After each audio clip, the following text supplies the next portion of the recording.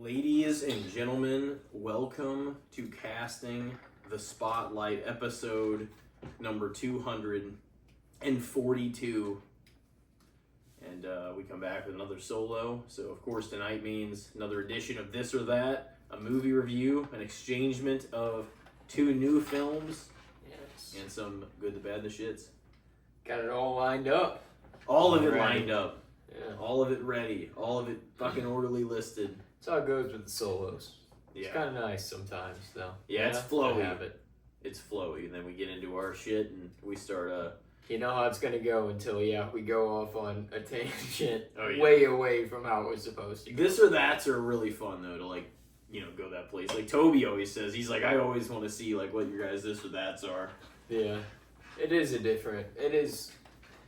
a fun segment for sure because it's like a totally different topic every time. Yeah.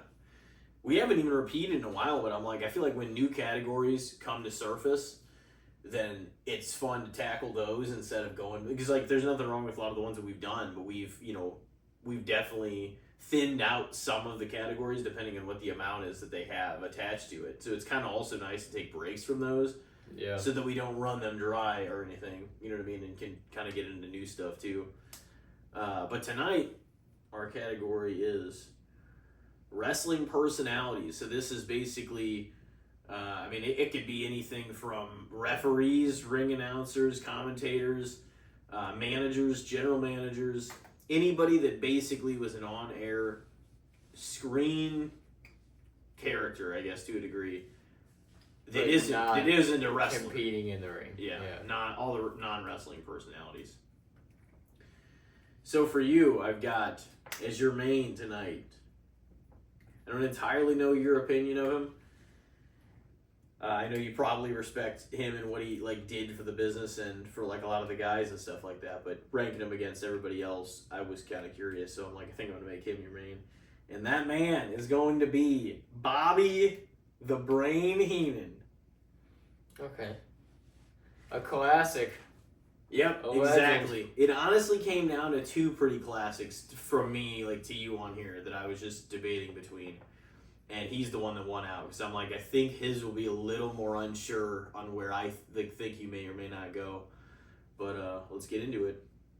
So first off, these guys, man, they're lifers too. Like some of these guys, they were in it for a long time, hired by the company for a long time ago and stayed. Yeah, Bobby the Brain was, he was in the wrestling business early. Yeah. He was in early WWF. So the first one is going to be Bobby the Brain Heenan or Michael Cole.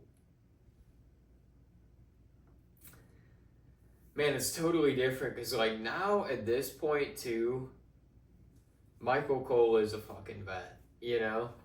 He's been around forever. Literally 30 years. The whole time I've been watching, Michael Cole's been there,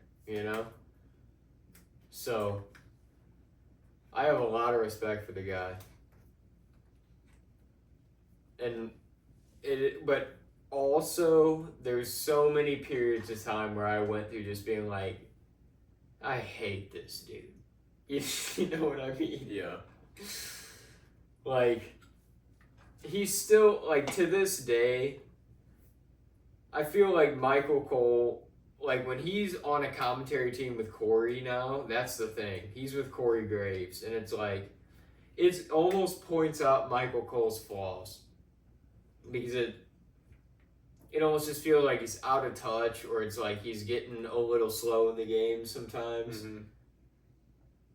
Especially when you put him with a young announcer that is on top of all the shit,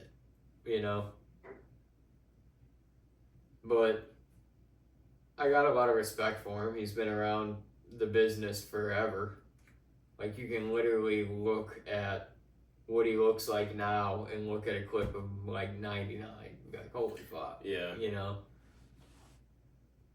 he's been in there a long time. Bobby the Brain too, it's he's one of the most classic versions of a heel. He's the classic heel. He didn't have to even be in the ring to get that just that hatred from the crowd. He just knew how to say things to dig under the skin of the crowd, and he was one of the like original guys to really master his craft. I feel like he's one of the original, like the OG teachers. He's like one of the OG managers. He's not even necessarily one of my guys, but I feel like he's such a classic that it's like there's so much respect for Bobby the Brain, you know? I'd probably lean him. A little bit. Michael? I think so, a little bit. Okay. Next up, we've got Bobby the Brain Heenan. Or Tony Schiavone. Voice of WCW, still at times very much a major voice of AEW. Always the adversary to the WWE. Yep, had to make a lot of bad wrestling calls over the years from Eric Bischoff and other people behind the scenes at WCW who would just be like, you know, because they were live in a lot of weeks when WWF wasn't live at that time, especially in like 97, 98. They would be like, oh, well, we've got the result. And then people would tune over to the next channel. Maybe it happened more in 98, 99. But it was like, at times, like when they weren't live and they had the results ahead of time, they would just spoil it for the crowd, but that did end up fucking them over too. That was kind of a karma thing where they're like, oh, he just won the title. Or like Mankind, whenever he won the title, that was when like 500,000 or 600,000 switched over and they never got those people back. And then they really put themselves in the ground, like in kind of 99 on. They made some mistakes in 98, but it was still on until... Oh yeah, 99 was like a serious turning point. And that was like the fucking finger poke of doom, I think, and just some awful decisions. Yeah. It didn't help, like, apparently Halloween Havoc 98, the pay-per-view, like, cut off early and shit. Yeah. So that pissed a lot of people off, too. And Halloween Havoc and Starrcade were, like, two of their biggest ones, and Bash at the Beach. And that Goldberg DDP match for the belt that main evented that show at Halloween Havoc 98, like, that was one of the better, like, Goldberg matches for sure in WCW. It was like one of, like, I feel like the top two I put with the like Goldberg WCW was like that one and the one against Hollywood Hogan in Atlanta when he won the belt. Yeah. Which is crazy that wasn't at a major pay-per-view. The fact they put that on TV. It was like in the fucking Georgia Dome and shit. That's crazy. But yeah, that's just like the environment of that match was like, holy fuck, you know? Felt like a coliseum. Yeah, no, it was huge. It definitely had the major match feel to it. And just like the Georgia Dome, it was like kind of like these people. All the players just were there. Towering like almost over into the ring. Yeah, all of his like some of his fellow teammates and shit were there too. Yeah. Like from whenever he played. But man, Tony Schiavone. Yeah. I'm gonna go Bobby the Brain a little bit. All I think on that as well.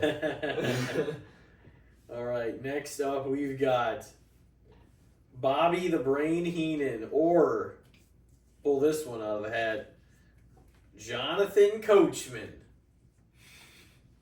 The Coach. Coach, man.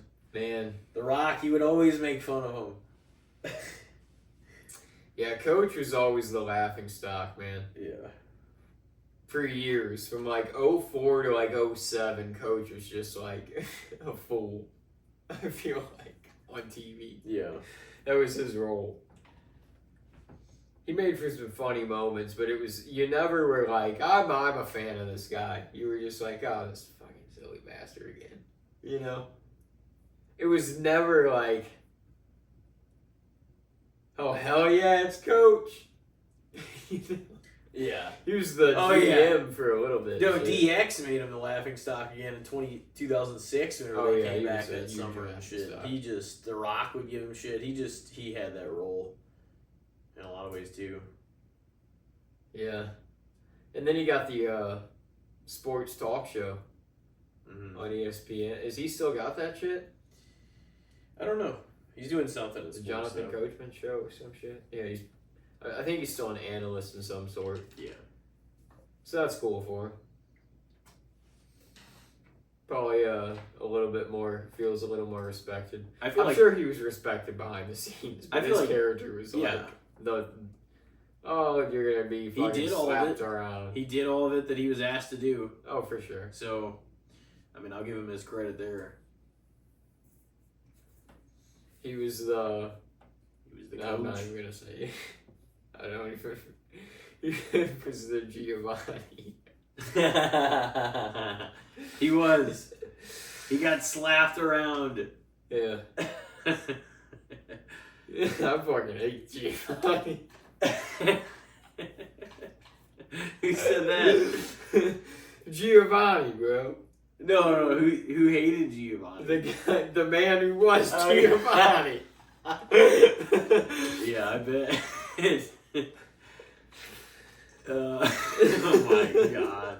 You know the only reason that I fucking thought of that was because like the class like I think that me and Nick had sophomore year in Mr. Gruey's class, it was like web design, and there was like a project you had to do like Giovanni's Pizza or something like that.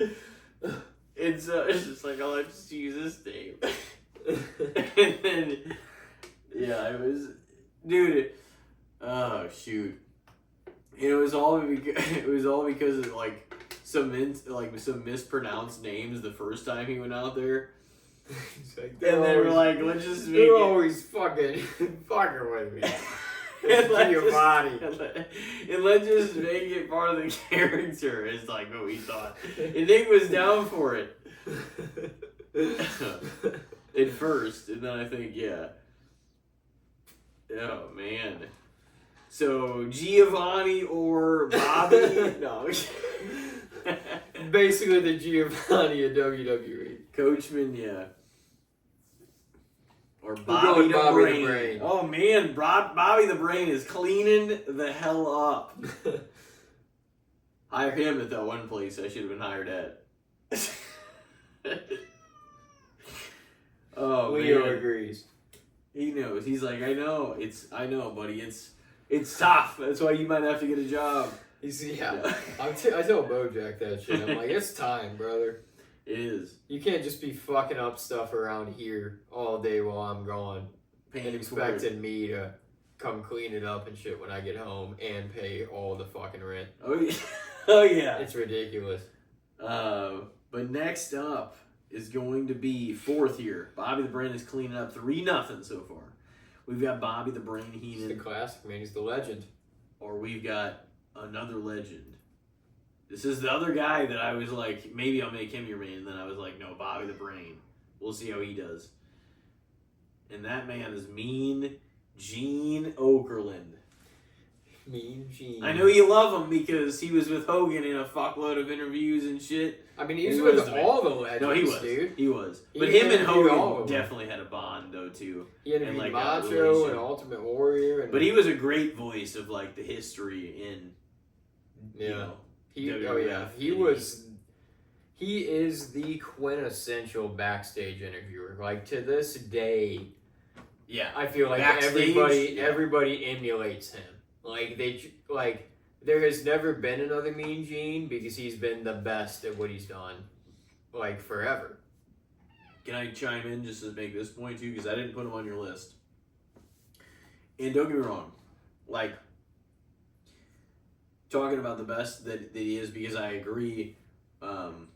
I definitely, like, agree with that. He was kind of the template for, like, a lot of them that were to come in the backstage. And, you know what I'm saying? He was so good and he was so flowy. Another person I felt like that, and he had that big match feel. Don't get me wrong.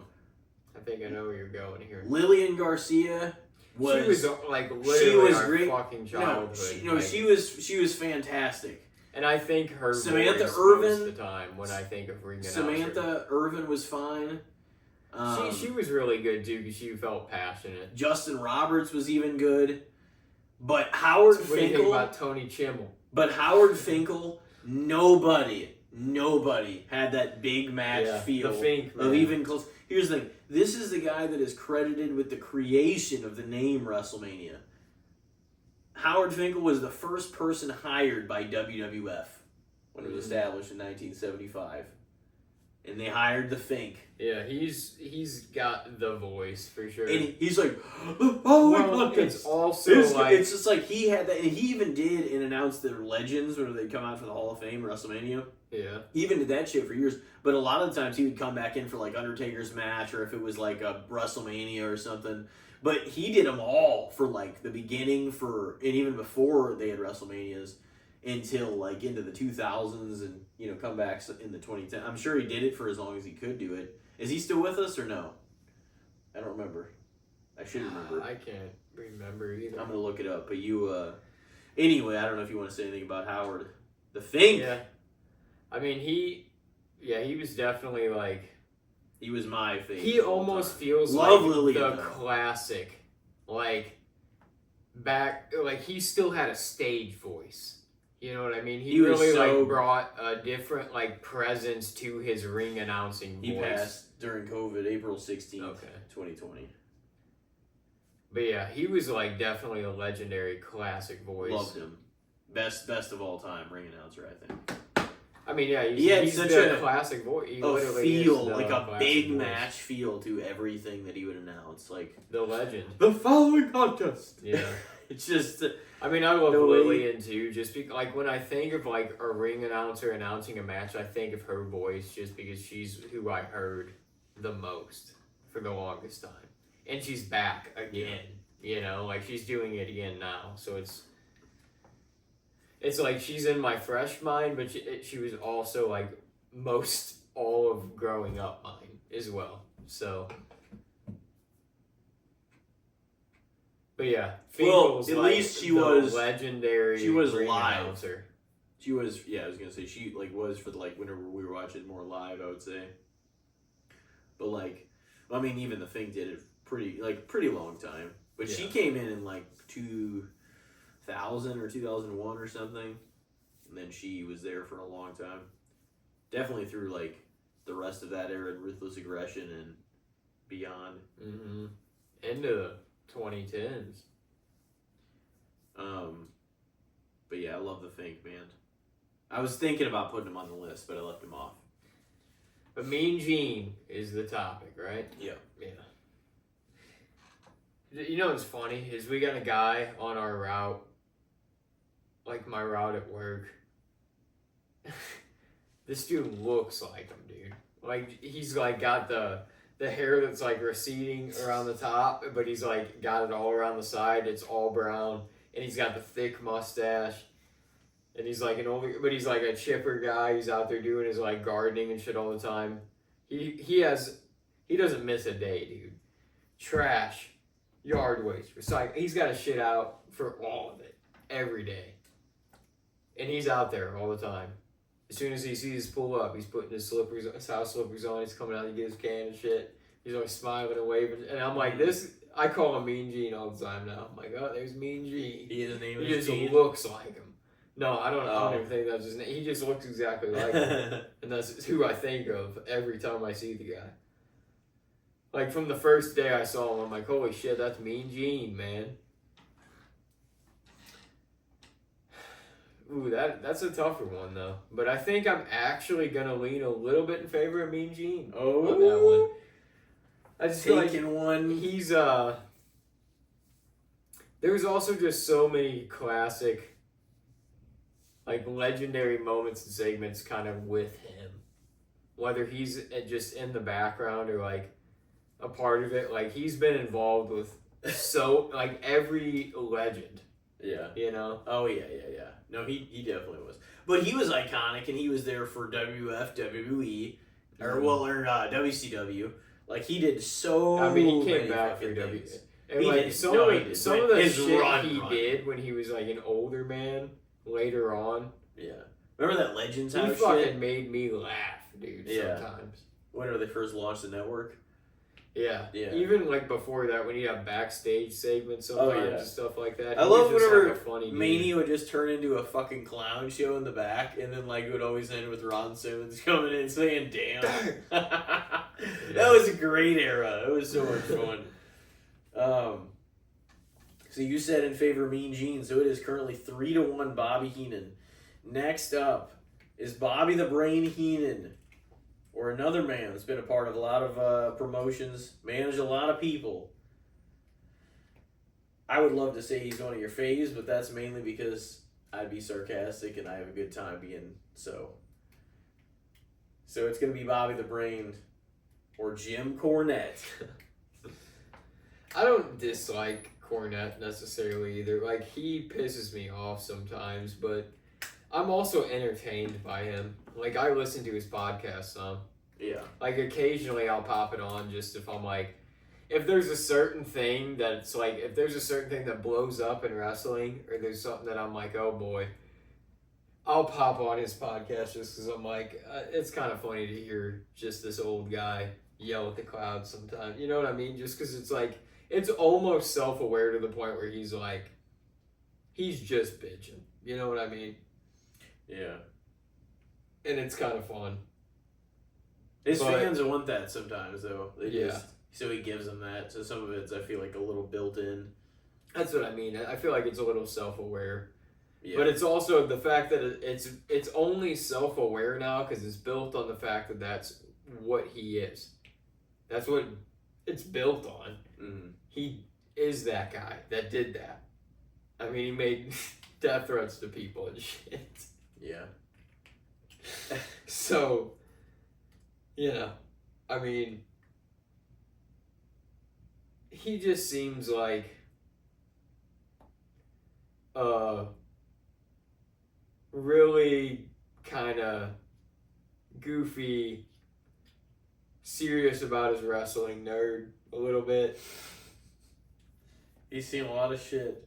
He has. He's been around forever. That's what I mean. He's a legend in the business as well. But, like, that's just kind of the personality he has. He's damn near in every single dark side of the ring just because he's got his because he knows perspective on it. everyone. And he's been around everybody. That's what I mean. I have respect for him. Like, I'm not trying to necessarily, I'm not a hater of Jim Cornette. I'm just saying, like I said, I listen to his shit sometimes. But he is that guy.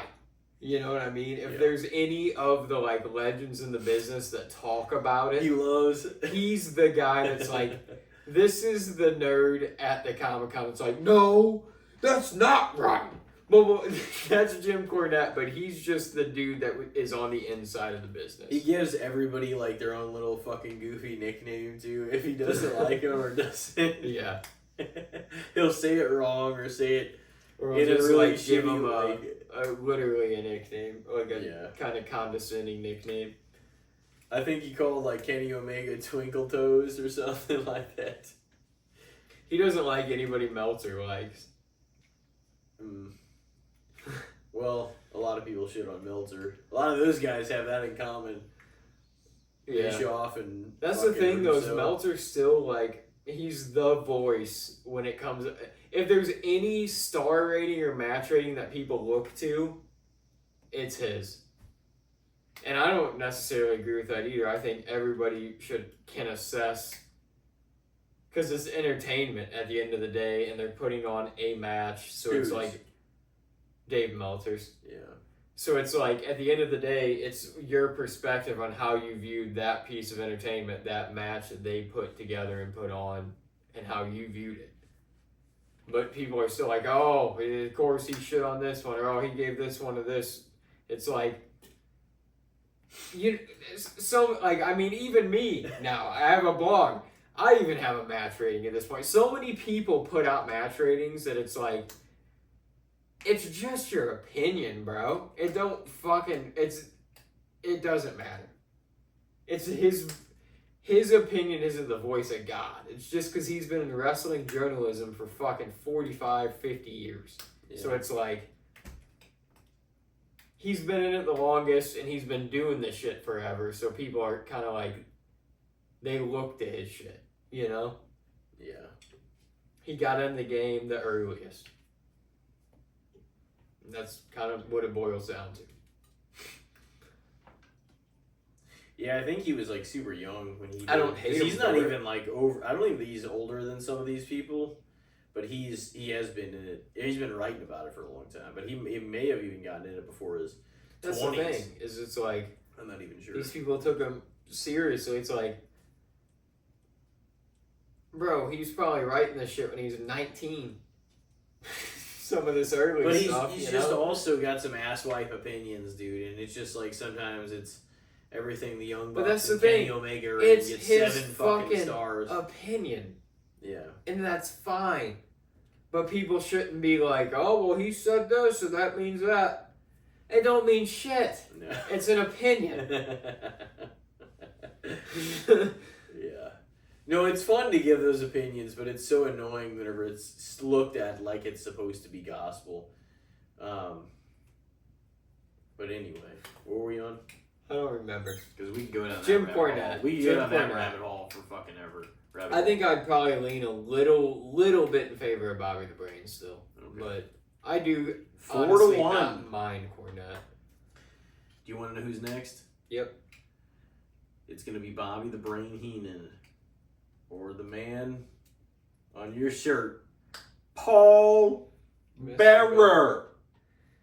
Brother Love, didn't he announce him like that? Did you like Brother Love? He was interesting. Hmm. The Brother Love show. Not to detract from it being Paul Bearer, but I mean Paul Bearer is one of my favorite, if not my favorite manager of all time. Oh yeah, I would probably agree. It was like, it's crazy that it worked so well because he was like a horror, like you almost saw him as like the butler to the Haunted Mansion. Like he was so over the top and theatrical and like he did, oh yeah, like he did his shit. And Undertaker was like this towering, silent giant that was carrying this urn, hair down, brim of the hat over the face. Like, it was such a contrast, but it worked so well. And I mean, even when he managed like Kane and Mankind there for a minute, like any of the darker characters, like there was a contrast there, but it fit just because he was who he was. Like he was able to kind of like play an over the top yet horror character. Mm-hmm. And I feel like that takes a certain like kind of personality for sure. What was it, William Moody? That was his name, right? Mm-hmm. He had it, man. He just knew who that character was. Oh, yeah! He was so entertaining. It was so. Whenever he came back at WrestleMania 20, and people thought like Dead Man Taker was coming back, but they didn't know that was coming. That got such a loud pop. That pop was for Paul Bearer because like they had heard the bell and they knew that to expect that. But like when they heard that voice and it just opened with like Kane as the ring. in forever. Yeah, it just opened with that. And it was just like, oh my god, this is 04. And he got buried again in cement. Like March 14th. Yeah, like later that year. The Dudleys fucking But he's like, oh, and then it came. Oh man, he got that pop, dude. That was awesome because like people hadn't seen him in a long time. Yeah, that was cool. Yeah, he's a great character. Love him. I've always been a fan of Paul Bearer. Back in the day when we did the wrestling board game, me and Tyler and various other people would play it, like Dalton and Ethan and Nick and whoever else would join in, Colton. And we'd just like, I would always pick the Paul Bearer because it was like manager pieces that you would play as, and I'd always play as Paul Bearer. Yeah. No, he was great. I'm like, I got to be Paul Bearer, and Tyler always got Bobby the Brain. Yeah. Ironically.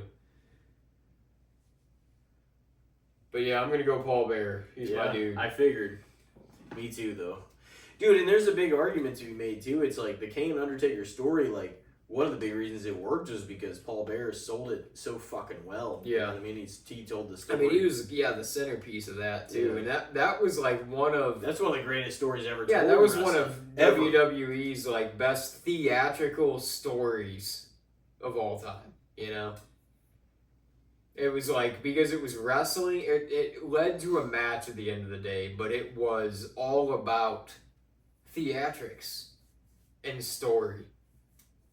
And it was like the build is what made it matter.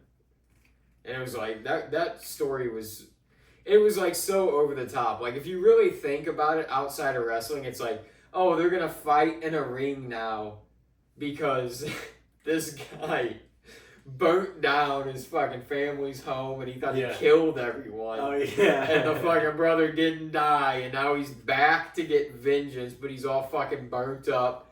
But they're gonna fucking have a sanctioned fight at WrestleMania inside that. It's like, that is fucking ridiculous. But they sold the hell out of it. But it fucking worked. It worked. It could have been, dude. Their lead up from the time he debuted, Bad Blood, 1997. My dad was there. Fucking Kiel Center, I guess it used to be Scott Trade, and then Enterprise now. It was there, and I think at least. And it was that was when that first fucking Hell in a Cell happened. Kane debuted the Good Time, reason to keep the belt on Shawn. You know, Kane came in, tombstoned him. Iconic moment. And that was a legendary Hell in a Cell match, too, with those two. First one.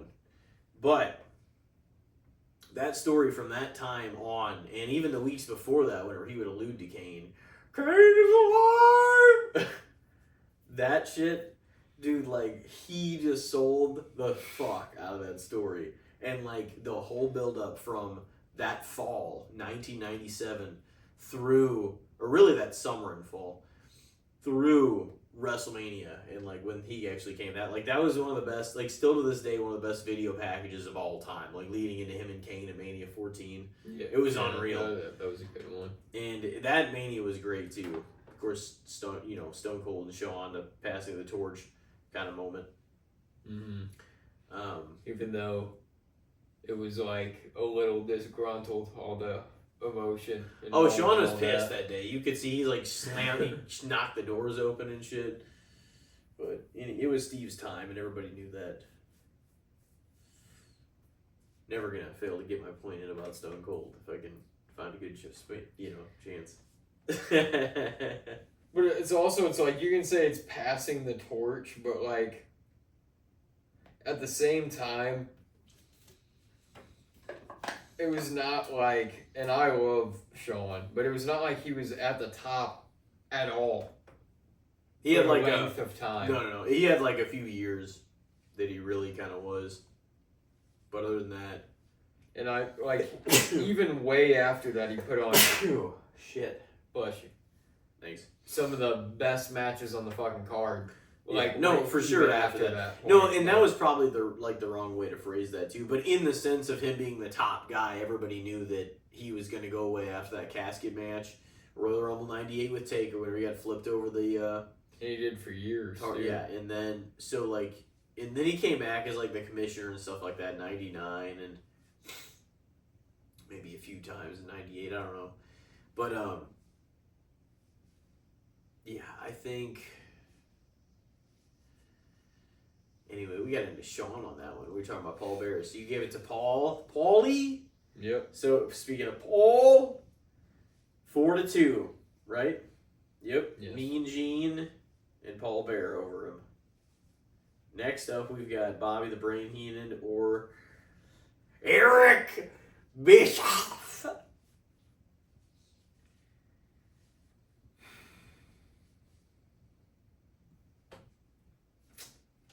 Man, I love Bischoff though too. Yeah. Like I like listening to him talk about different stuff too, but even his character, like he was such a son of a bitch. Such a son of a bitch. In WCW and in WWE? Anytime. Yeah. Anytime he was around, he was like the biggest prick on the entire roster. And he wasn't even wrestling. It's got some bolts that go in that it's fine. Oh fuck. No, I mean it's just like a wooden plug-in thing. I was gonna say, I was trying to just scoot it back. I didn't even realize at first that it like clung to that. Just boom. Leo's like, what the hell? But Attic? I mean, I like Bischoff quite a bit too. Yeah. He's And great. it was crazy when he debuted in WWE because like people really didn't expect that because he was like kind of the face for the rival competition for a long time, you know? And he was like an arrogant son of a bitch about being the face of the rival competition. Yeah. So it just didn't feel like that was going to be something that Vince was going to be like, oh yeah, let's bring this guy in. But it happened. And fortunately it did happen because it led to just more of his bullshit, you know? Mm. Some of it was a little more cringy than other shit, obviously, but They put him through the whipping shit too, though, for a while. yeah, he was the clown. But I mean, he got a job, and I'm sure he was paid pretty damn well for it. So. Oh yeah, and he was just an on-air talent for the longest time. Mm-hmm. Like he was just getting paid to do some shit. But I mean, he let him make him a fool and a lot of other stuff. Though. See, great. he seems like a real, like, douchebag son of a bitch as his personality, and like he definitely has his rivalries within the business because he's like a businessman within the business, but like he also seems like a decent guy. Mm-hmm. Like now, like he lives out, you know, decently secluded in Wyoming with his wife and just kind of has plenty of acreage, chill life. Like he doesn't seem like he's like a fucking madman. Yeah. You know. Yeah. And like he also knows the business and he has a lot of stories and a lot to say about shit. So he's like an interesting voice to hear. I mean, obviously, I picked Bobby the Brain a lot. The dude's a fucking legend and a classic. I'm probably going to lean Eric a little bit, I think, on that one, though. 4-3. 4-3. Bobby is still in control for the time being. Next up, we've got Bobby the Brain Heenan or Vicky Guerrero. Another just so hateable character. Oh, yeah. She was so good at it, too. Like, she was just so... Like, again, without even having to wrestle, she so easily made herself, like, the most hated woman, or the most hated, character on the entire roster. And that's, in its own, impressive. Like... I hated her at the time, but I was meant to hate her at the time as well. So it's hard to, like, really disagree with her character work, necessarily.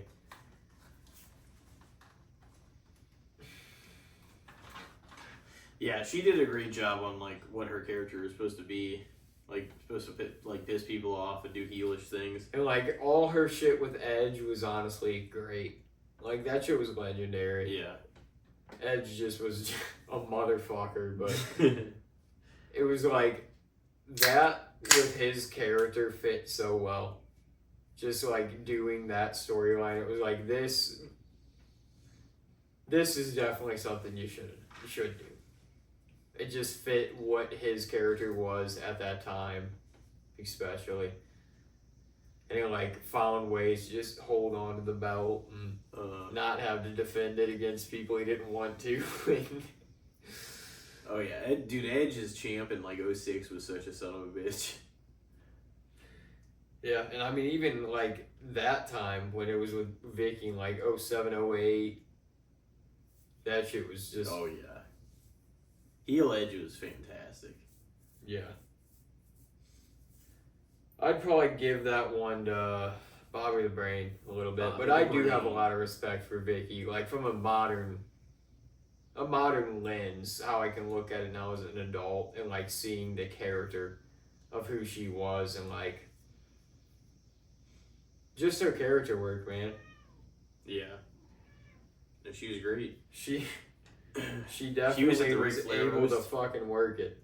Yeah. She actually had a good set at the Ric Flair roast, like where she was one of the people. She come out screaming, "Excuse me." Yeah. That's got to be. Yeah, the I don't way even think she was enters announced. everything. I think she just came in. Actually, she was just like one of just to kind of do her a little bit. But yeah, I think that puts Bobby up 5-3. Yep. So next up, we've got another legend, another man that's been in here for a long time, probably close to 40 years. And that man is Paul Heyman. Yeah. He's another one that's like, I mean, nowadays it's like, modernly, he's the manager. There's like nobody else that really does it. No. And it's like, oh, who's going to be a Paul Heyman guy? Yeah. That's the term now because nobody else gets managed, like is around to manage people. There should be more managers, man. I know. I miss it almost. Like, not that it should like over pollute the roster and like everybody should be under somebody and shit, but there's like certain guys and girls that could just like, it could work to have somebody, to kind of promote them and be the mouthpiece and the person ringside to pull some shit every now and then. And I don't know, it's just, I don't feel like it's like such a piece in wrestling that's like not utilized anymore. I just don't necessarily get that. Like I said, it's not like that there should be a manager out there in every fucking match like it was like in the 80s and stuff. Mm-hmm. But like, you could have a couple of them on like both shows. Yeah. At least have them like floating around, scooping up talent and stuff. Well, and like whenever the managers also get to interact with each other, it like also creates another element from the outside that gives another reason for your fucking unreal finishes too, where there's got to be a reason for nobody losing clean. Which they do that all the time now. Mm-hmm. They never want to have people lose clean. So it's like, why don't you have more people out there like at ringside to give it purpose and meaning? It's always like people that they're in a rivalry with running out, or like, yeah, they have factions and tag teams and stuff to where like people interfere for other people and shit. Like the Judgment Days always get involved in their fucking matches, but I don't know, man. Like even the Judgment Day that could have been cool throughout that era to have just like a manager kind of leading them, being the mouthpiece or something. They didn't need it, but like, yeah, I don't know. Like Paul's dope though. That's the thing. Even if you spread more managers around on the roster now, nobody's going to equal up to Paul. But you don't have to. You don't have to like try to be him. I mean, he's been in the game for so long. He's like a legend for one, and two, it's just he's so on top of what he's supposed to do out there. No matter who he's promoting or what the match is or who the guy he's like his guy's facing is, like he knows exactly what to say, how to present his talent, like that. Since he's been doing it this long, it's like I said, like Paul Bearer is my guy, but like there's almost nobody that's a more polished and perfected manager thoroughly in pro wrestling history than Paul Heyman. Nope.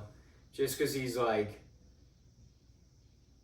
been in the game so long and he's managed so many guys, and I mean, he was the head of ECW, you know, like, and he was like a shady businessman during that He time. worked in Some of the shit that he WCW. did. Then he got hired for WWE. Then he came back. That's why, yeah, he's been everywhere. Yeah. You know, like, he's worked under all the American promotions, and yeah, I mean, I'm gonna have to go Heyman there for sure. It's just it'd be hard pressed to find somebody that I'd kind of go Heyman against, you know. Too. Oh yeah, I know. Leo's a big Heyman fan. Big Paul Heyman guy. He'd out again. He's like, hell yeah, man. All right, next up and last, it is currently, I think, how many Vicks again is the competition at? 5-4, I think. Mean Gene, you took Paul Bear, Eric Bischoff, and Paul Heyman. Yeah. The two Pauls, man, they got one over. We'll see if this is going to be a 5-5 split or if Bobby will somehow win out, but I'm thinking the former. So, next up is going to be Bobby the Brain Heenan or Jim Ross. The man. Good old JR. The man, dude. The best commentator probably of all time. Yeah, he's another one that's like, now it's... Michael Cole probably doesn't got it near as bad as JR even has it, but it's kind of almost like, man, just hang it up. Like, I know he doesn't want to get out of the business entirely because that's what he's holding on to at this point because he's lost a lot, man. JR's had a hard life.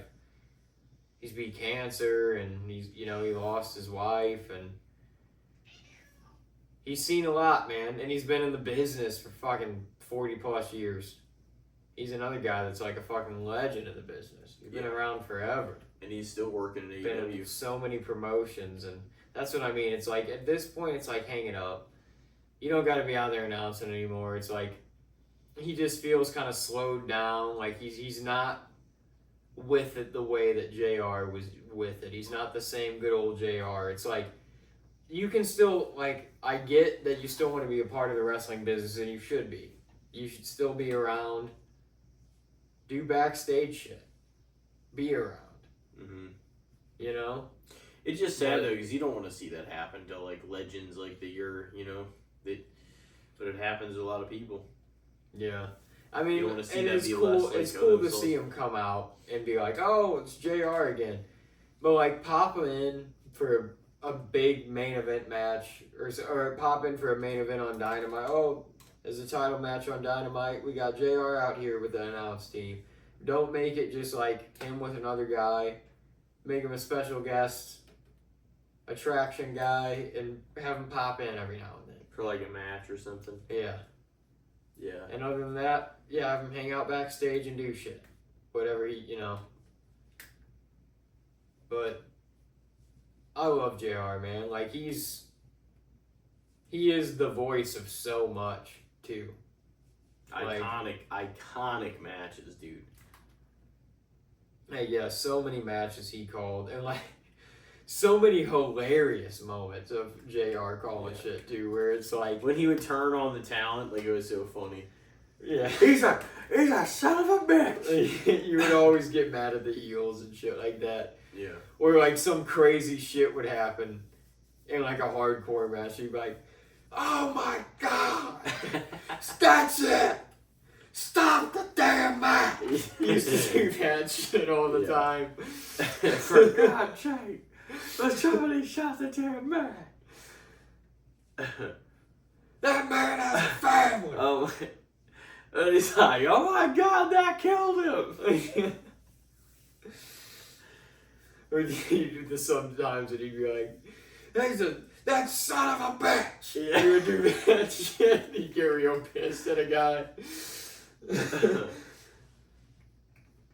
He was just That nasty son of a bitch! Yeah, I love JR. I'm gonna have to go JR on that one. Oh, yeah. He's the classic, man. He's the man, dude. So that'll conclude your portion here at 5-5. Might have to take a little, Might have little to. TO here. Alright, real well, quick. ladies and gentlemen, we'll be right back. Alright. We are back. I believe you are up now. In the hot seat. What was mine? 5-5. 5-5. Even split on Bobby the Brain. Looks like he was a good decision for the measuring stick. Yeah. We'll see how you hold up here. See who I get. See who I got's. In the hot seat, you got Jerry the King Lawler. All right. Another bit of an old perv. Jerry, dude, King was a great fucking color commentator, though, man. He was. And he was definitely a huge legend in, like, Tennessee. Oh, yeah, that was the thing, is he, like... Legend, dude. Before he still was working matches. Before he came into, like, WWF, he was already a legend, like, as a wrestler in the business, you know? And then he became a lot more of just, like, a personality within WWF and WWE. I don't think there was a better duo than King and Jim at the commentary beat. Like, yeah, they were they good were together. iconic. But yeah, I'm a fan of Lawler, you know? Yeah. Yeah, he's, like, not necessarily everyone that I've been like, oh, he's my favorite or anything like that, but again, it's like major classic. A lot of respect for the business. Yeah. And he was he still was working matches way post his heart attack. I mean, the guy had a heart attack on fucking air announcing, bro. Crazy comments, yeah. But yeah, I have a lot of respect for the King, though. That was also an edgy era when he was pulling his more, once again, though, you can thank the boss for that, you know? I mean, yeah, it was... I mean, it benefited the business. doing what he was, yeah. But it was there, you know? But yeah, but no, I have a lot of respect for the King in a lot of those ways. I mean, I would probably personally take Jim Ross over everybody on the commentating booth of all time. And Jim was also a great talent relations guy, and like, you know, he's the guy, like, he seems like he would be the middleman to make those conversations happen. You know what I mean? He seems like a good, so like Ross, I feel like Jim Ross is one of the best just people in the business, you know. He was a good personality to have around because he was kind of calm and cool with everybody. But, so I mean, I would take Ross over probably anybody in commentary ever. But I do like Lawler as well. And have a lot of respect for what he did. I mean, he had a huge in-ring career, too. From, like, the in-ring before, like, in the territory days, to being quite a colorful personality in WWF and eventually WWE. It's crazy that he had that match for the title against The Miz in 2011, even. Yeah. Like, oh, yeah. That dude wrestled a pay-per-view match then, you know? I think he was still having matches in Tennessee into the 2020s. I mean, I don't know if he still is or not, but he's... That's crazy. It's like, dude, this is way after his heart attack, because it was in 2012. I mean, the guy still looks pretty... I was watching live. Being pretty old. I was watching live. He does seem... and see, this is where it's a little... You know, you don't want to get into that area, but, like, listening to him now, it is a little sad, because he's stepped back, too. Slowed down. Yeah. Yeah. I mean, it's gonna happen to those guys though. Same with JR. It's like they're getting old, man. You know, they're not gonna be able to be the same speed and like have the same oomph and jumpiness and effectiveness that they once had. As it's just sad. As like colorful personalities and commentators. Mm-hmm. Because, I mean, once they're old men now, you know? Like, not that they can't still be in the wrestling business and have a good time and do their stuff, but, like, and not even, I'm not, like, shitting on them by saying that they're old. It's just, like, they can't necessarily bring that same oomph. Yeah, that energy. You know? Yeah. It's tough, man, because for the longest time they still could, even if they had missed and lapsed time in between appearances. But, like, now it's so much different, you know, and it's just hard. It's something we're going to have to contend with getting older, too, is seeing people that were in their heyday when we were younger. Get old. You know, yeah. Yeah, and that is, like, I don't say that lightly, even though it kind of roll, you know, we talk about it and think about it. It's just, like, it's just something that's, you know, going to have to be confronted in time. And, I mean, you know, we've lost a lot of big people in 2026, lost some in 25. It happens a lot. Yeah, every year. But we shall go on. And we've got Gotta get in Jerry this. the King Lawler against whom? Well, first up, we got the King against quite a personality himself. He's on just about everything nowadays. You can hear his voice everywhere. He was on my list. Jim Cornette. Ooh. The King or Cornette? See, I definitely acknowledge that Jim Cornette has a wealth of knowledge about the business, a lot of the insides, the outs, working with a plethora of talent, and knowing a lot of the history, I would say, too, and getting the history right. So is Meltzer, honestly, in terms of the wrestling history. I'll give him his due in that regard. But Jim has been around everybody and worked in all the big companies, too, and worked around a lot of people, and he knows that stuff. Yeah, he's been everywhere, man. And I don't even hold. I get it, because I mean he has so much information about the business and how it's been and grown and since then.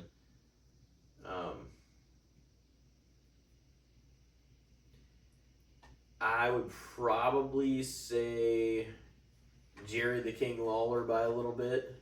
Yeah. Edge it out for the King. For the King. But I do, even though I don't always agree with Jim Cornette, I do appreciate him and what he's brought to the business. Acknowledge it, yeah. Yeah, for sure. That's why he's always instrumental in this dark sides of the ring, because nobody has, like, the background that he has to talk about all this shit. So, I mean, he's worked just about everywhere, you know? Well, next up, you got Jerry the King Lawler.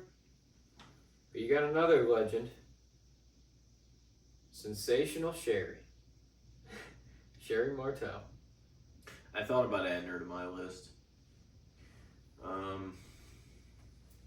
She's one of the, like, classic manager valet women of the era, too. Like, and she was a wrestler before that in the territories as well. Who did she manage before Shawn? Well, she was around. Did she manage anybody in the Hart Dynasty? I want to say, was she around Owen for a while too?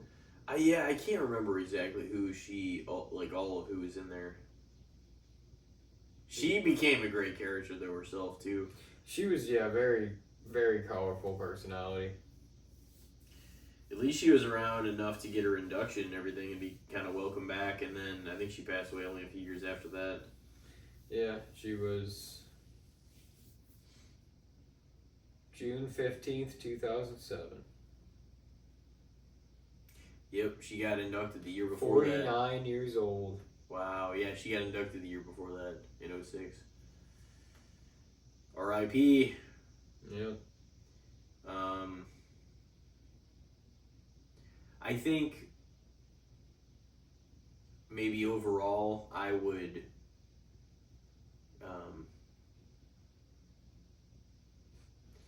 probably give it to the King, obviously, because of the familiarity. I think too. To like 80s hair. It's just so funny. Some of them just done up for sure and great. But yeah, I think I'd give that one. I'd edge that out with the King. Overall. Yeah. So 2 up for the King. So next up we got Jerry the King Lawler, or we got Mean Gene Okerlund. Ooh. Mean Woo Gene.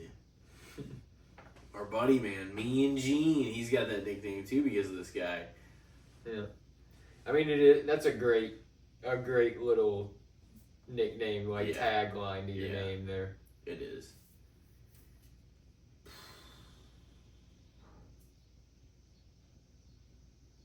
He is such a legend, too. I know. That's a tough one. That's definitely the hardest one, I think, out of these three.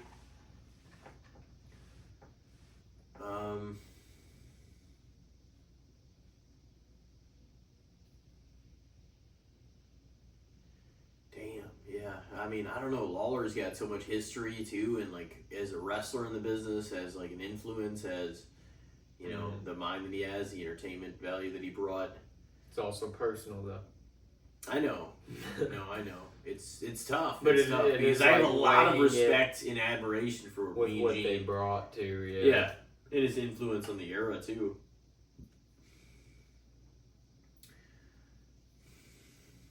Especially when it's close, you kind of got to take it. I think what they brought by a hair. I think tonight. I think I'm gonna say Mean Gene.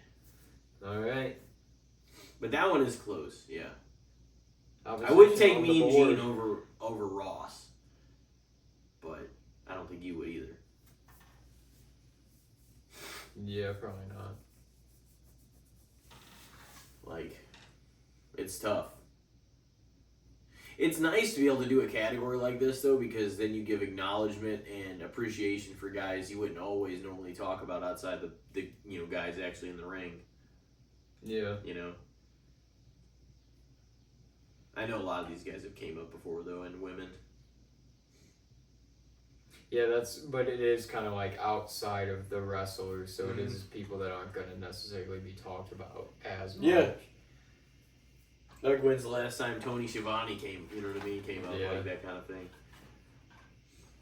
So the opposition's on the board. It's still 2-1 in favor of Jerry the King. Next up, we got Jerry the King Lawler, or we got my shirt, Paul Bearer.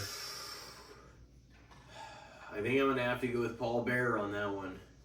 Yeah. Because I just... other than Heyman, especially because of his longevity at this point, Paul Bearer is my favorite manager of all time. Heyman absolutely is all the respect in the world for him too. If he's not up there as well, but it's probably between both the Pauls. Honestly, is what I consider the greatest managers of all time. Yeah.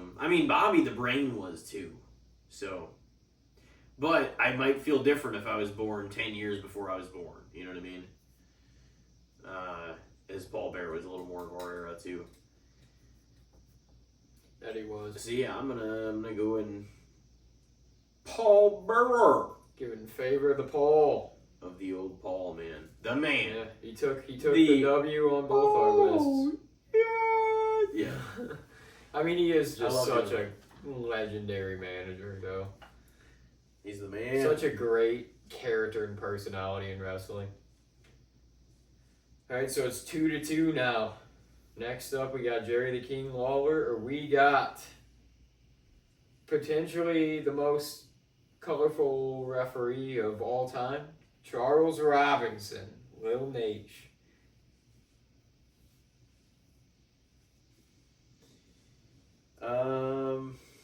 Yeah, Charles Robinson is definitely... He's got his own character as a ref a little bit. The one that really did too and did so many of the big matches that's widely known as Earl Hebner. Yeah, I kind of thought about him too because he even had the little rivalry with Triple H. He was great. Earl Hebner was great too. And I love Charles Robinson also.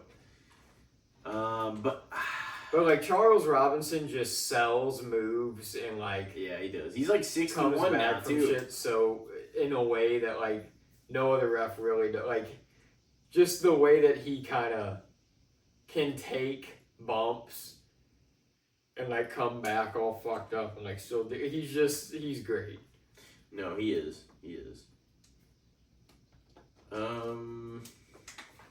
I think I may lean in favor of the King though on that one. Yeah. I just kind of wanted to throw a ref in there. Yeah. No, I like Charles Robinson. I'm so glad he's still in the business. That's cool. Yeah, he's been around forever too. Mm-hmm. All right, so it's back in favor of the King, 3-2. Jerry the King Lawler. The King, man.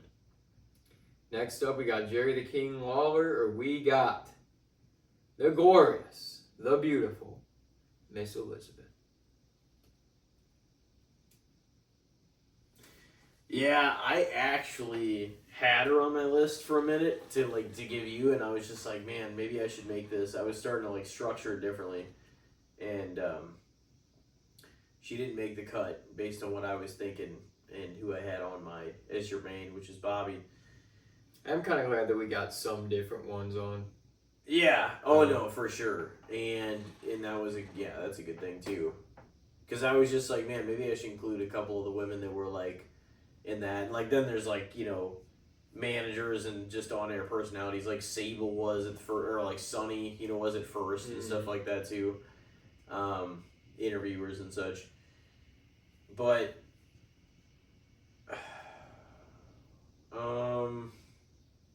I mean, Miss Elizabeth obviously was a huge part of Randy Savage's character, and just kind of the glamour around what he was selling is like just the fucking macho man, like the fucking larger than life personality. Yeah. And she absolutely like helped add to it. It's just kind of rough, like to see what happened, way down the line. Kind of crazy to think too, because like when you think of Miss Elizabeth, you wouldn't think that for she her. was a part of she was a part of WCW stuff too in the late '90s, but I think by then it was a little getting into some dicey territory. Bad, but yeah, During because she was just kind of like it was like Macho Man was like just so colorful and vibrant and larger than life, and she was just kind of like this polished, pristine, innocent, just pure kind of like figure. Pure center of beauty, like by his side. It was just again like a vast contrast that just worked. But you would have never pictured that this kind of like she was kind of like the cute and the like meek, shy girl next door kind of way. You know what I mean? That was like her thing.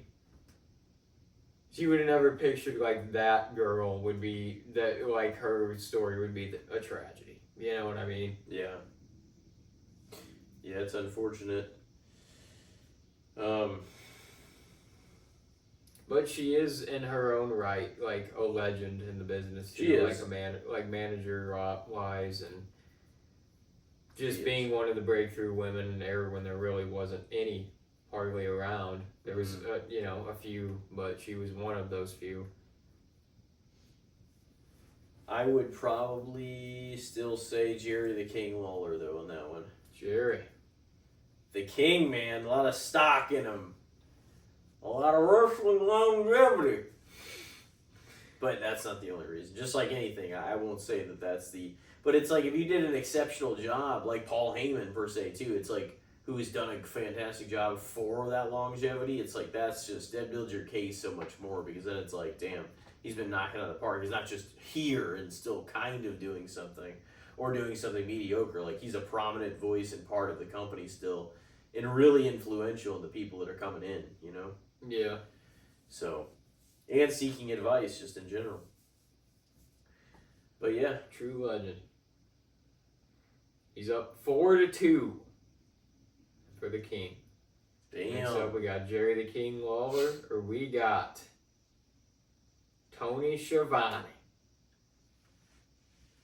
the alternative voice of professional wrestling. I have a lot of respect for Tony though too, because he was in like whenever NWA, like the Jim Crockett promotions and territories were doing stuff. Yeah. Ric Flair was the champion a lot of the time and defending the title, and even then he was almost like he was the guy there. Adversarial alternative voice. And then when WCW bought them or took ownership over like the Ted Turner's group, he Tony was kind of a piece of that, and he like came up there and shit, and it was just a huge Vince in like I'm sure that whenever a lot of the WCW contracts expired, like going into the Invasion angle in 2001, I'm sure he looked at a lot of the people and he just.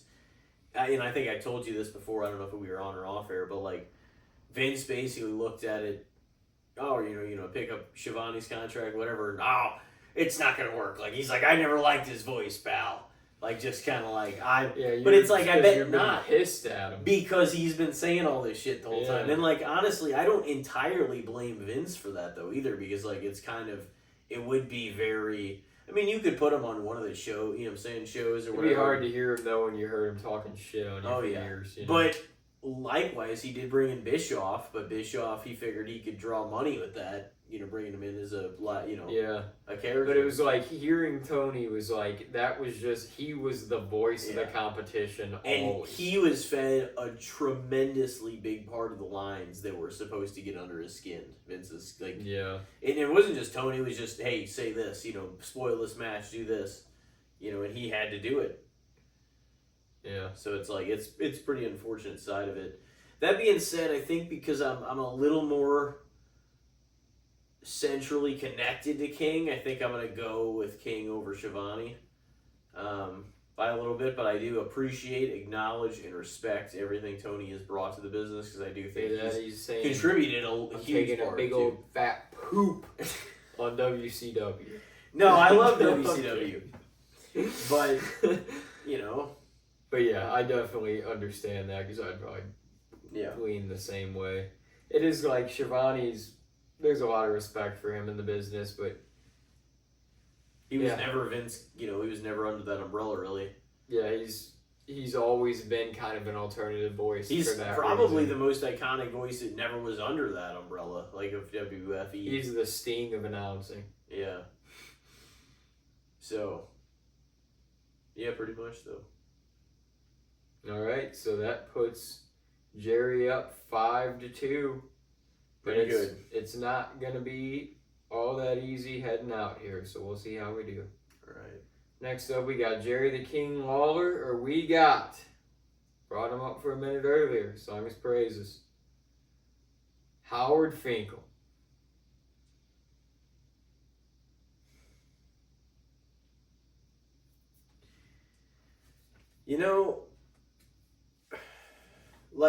There's commentators that I preferred to Jerry Lawler, but I don't think top to bottom, by and large, match for match, like the big match feel that Howard brought to every match, like that he announced, going back in the 70s and 80s all the way through the Attitude and Ruthless Aggression era when he was still a part of it.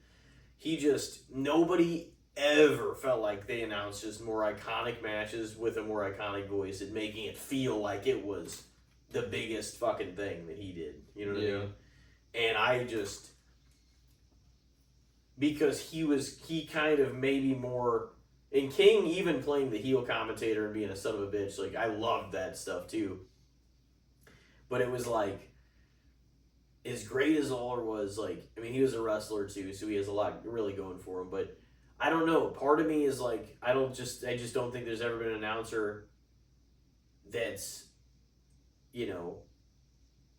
and like I said earlier, he's the first person hired by WWF in 1975. WWF at that time. But, yeah, I don't know. He was kind of the encapsulating voice of 3 decades, basically. Before, even a little beyond that, he was still a part of it. Yeah. So, his voice is just so iconic to me. And maybe because his thing, maybe I'll take him over Jerry Lawler, at least tonight. Because he's my favorite announcer, but Lawler's not my favorite commentator. That makes sense to me, though. So that's probably what I'm going to go with. A lot of respect. As a voice a lot of respect for the Fink. Yeah. So Finkel for the win. The Fink makes it 5-3. 5-3. 2 more remaining. Next up, we got another legendary ring announcer. Not obviously your favorite, but again, our childhood. Lillian Garcia.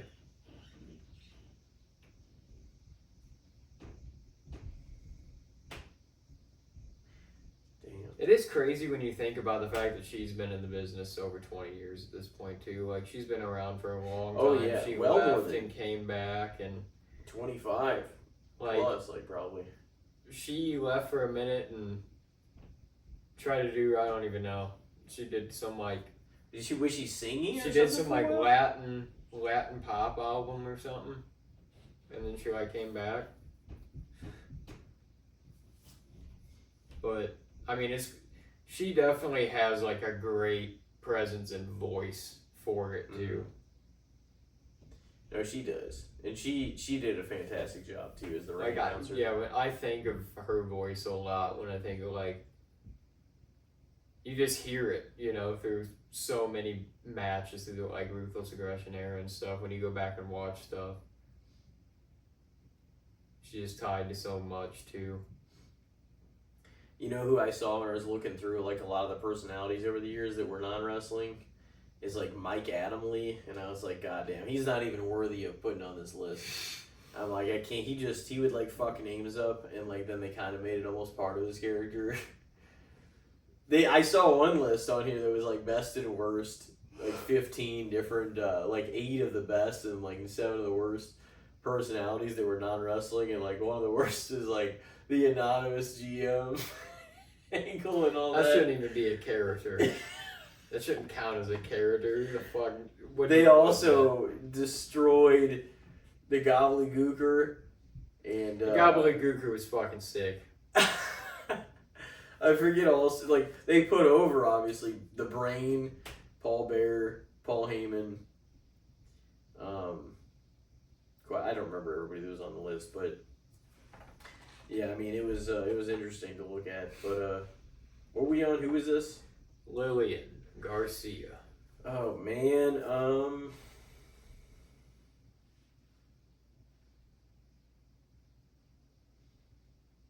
Yeah, it's like she's almost kind of like the female Fink. Like, it's like she has the woman's voice, but it's like she has the woman's voice of wrestling, When I think of like a woman ring announcing a match. Yeah, that's tough. That's a tough one.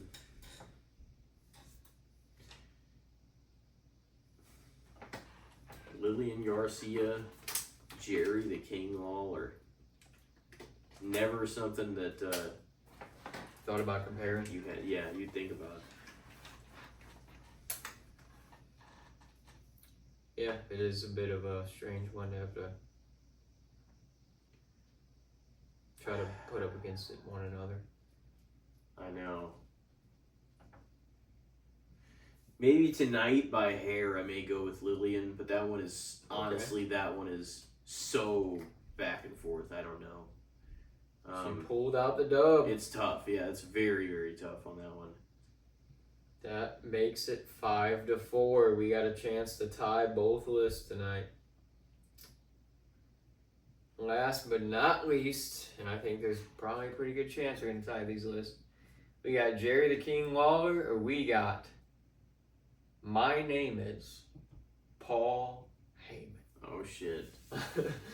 I got to go with Paul Heyman. Yeah, he's just an incredible legend, mentor, creator, fucking on-air spokesperson, and just manager. Like, but he's also just the guy that passes on so much knowledge and helps a lot of the talent out, that has come up in the past, that is still coming up now, that is on the roster currently in their prime. Yeah. So, I mean, it's his influence on the business is just not to be even questioned. You know what I mean? It's so absolute, I would say. I mean, if you look like modernly too, like right now in WWE, he's like one of the trees of wisdom. Yeah.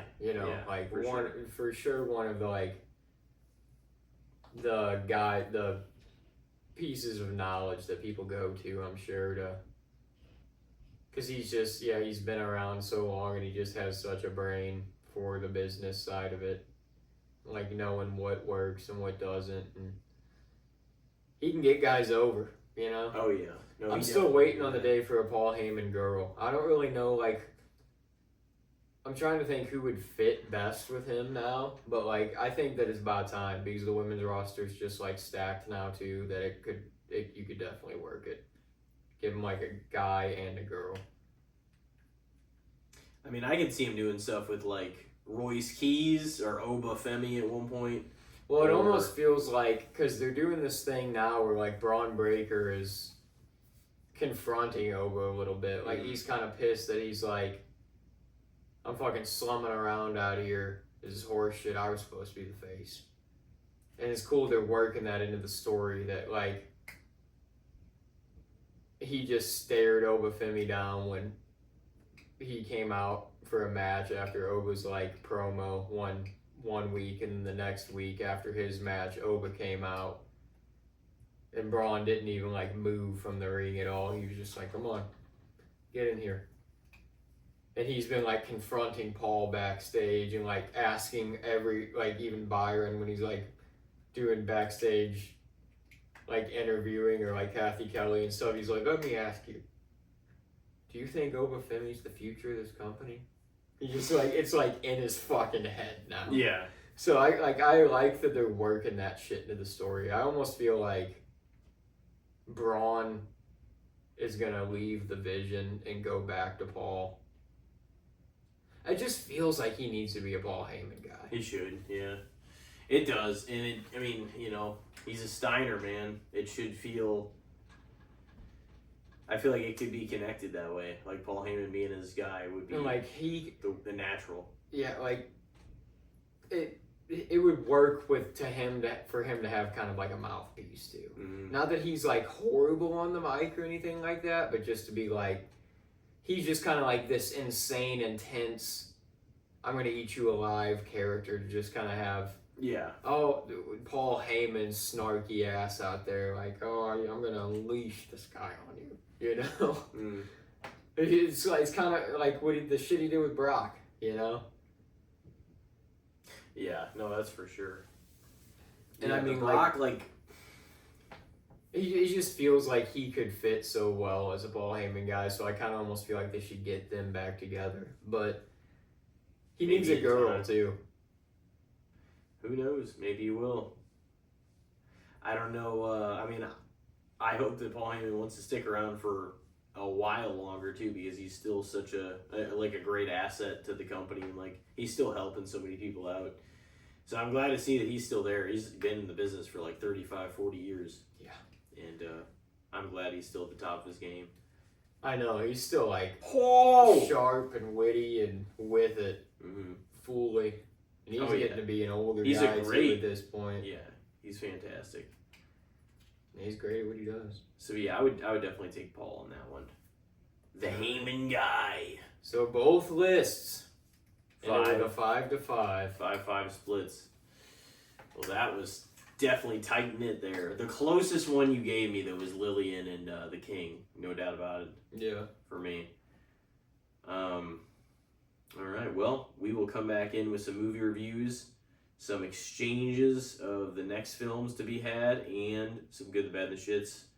Stay with us. We will see you here in a moment. Ladies and gentlemen, welcome back to Casting the Spotlight episode number 242, and it is now time for the movie swap review portion of the episode. And we've got the Iceman and Fallen to dig into before exchanging some new ones. Yeah. So, as we start with the Iceman, so we watch it first and just continue in that kind of trend. Yeah. Just review what we watch first. Yeah, that makes sense. Leo, obviously, rubbing his head on the mic. Obviously, in a way, a biopic of like his life with the Richard Kuklinski. Yeah, Richard Kuklinski. His life as a hitman, basically, during the 50s through the 80s. It's funny because if you look up the real life, like Richard Kuklinski, like pictures of him and stuff, he doesn't look like a very like unassuming guy. You know what I mean? Mm-hmm. He's just kind of like he just looks like an average Joe. He's like balding. He's a little overweight. Some of these pictures, he's like there with his like daughters and stuff. It's just like, I don't know. It's kind of funny seeing pictures of him because it's like, it just looks like a neighborhood dad kind of, you know, like, oh, this guy drinks beers on the porch in the evenings and mows his lawn and has a little bit of a beer gut. And, yeah, I think he was a little heavier than what Michael Shannon kind of like was. I mean, that's kind of how movies go, though. They usually kind of hands him up, and then biopics, you know? They want him to look the part a little more. It showed you, like, all the little things that he had to do to keep all the lies intact and make him... That's the thing, unassumably the guy that they were looking for, you know? In the mid-2020s, Richard Kuklinski wouldn't exist, dude. No. Like, back then, it was just like his wife and daughters just didn't ask questions. They weren't like, "What the fuck are you doing?" Like, what do you mean? Like, Yeah. what do you mean you work in He just works and he brings the check home. cartoons or whatever? Like, you're not.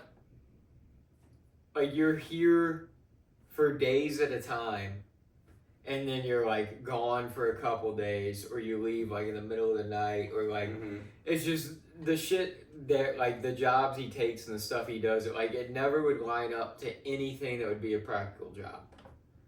And he did, like, he was carrying in big amounts of money. Yeah. So it was like, I feel like she had to have suspected some shit was going on. You know what I mean? Like, she might not have known what was going on, but like, how could you not? Like, your life just kept getting upgraded.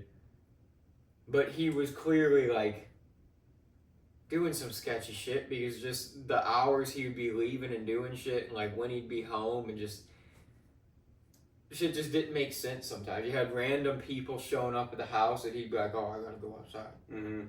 For you taking weird phone calls and shit. Like, oh yeah, that happened often. I mean, I gotta go out to a payphone to fucking take a call. He's got to keep both lives intact, and like it's what we said prior to the, when we were exchanging those movies, is that it's just like kind he was cheating, but he wasn't cheating. You're setting yourself up. Just lying about his job, and he was doing some very dark and nefarious shit. You're setting yourself up for like. There's just always a crossroads, and like you're gonna have to.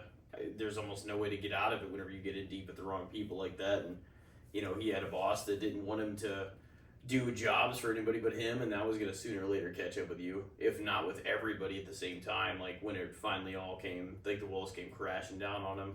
Yeah, it was. And he knew Chris something Evans was suspect. Guy, yeah, Mr. Freezy or whatever. He started doing jobs with him. He fucked him over. Well, he didn't intentionally fuck him over, though. He just, like, got caught working with him because he worked for a rival family.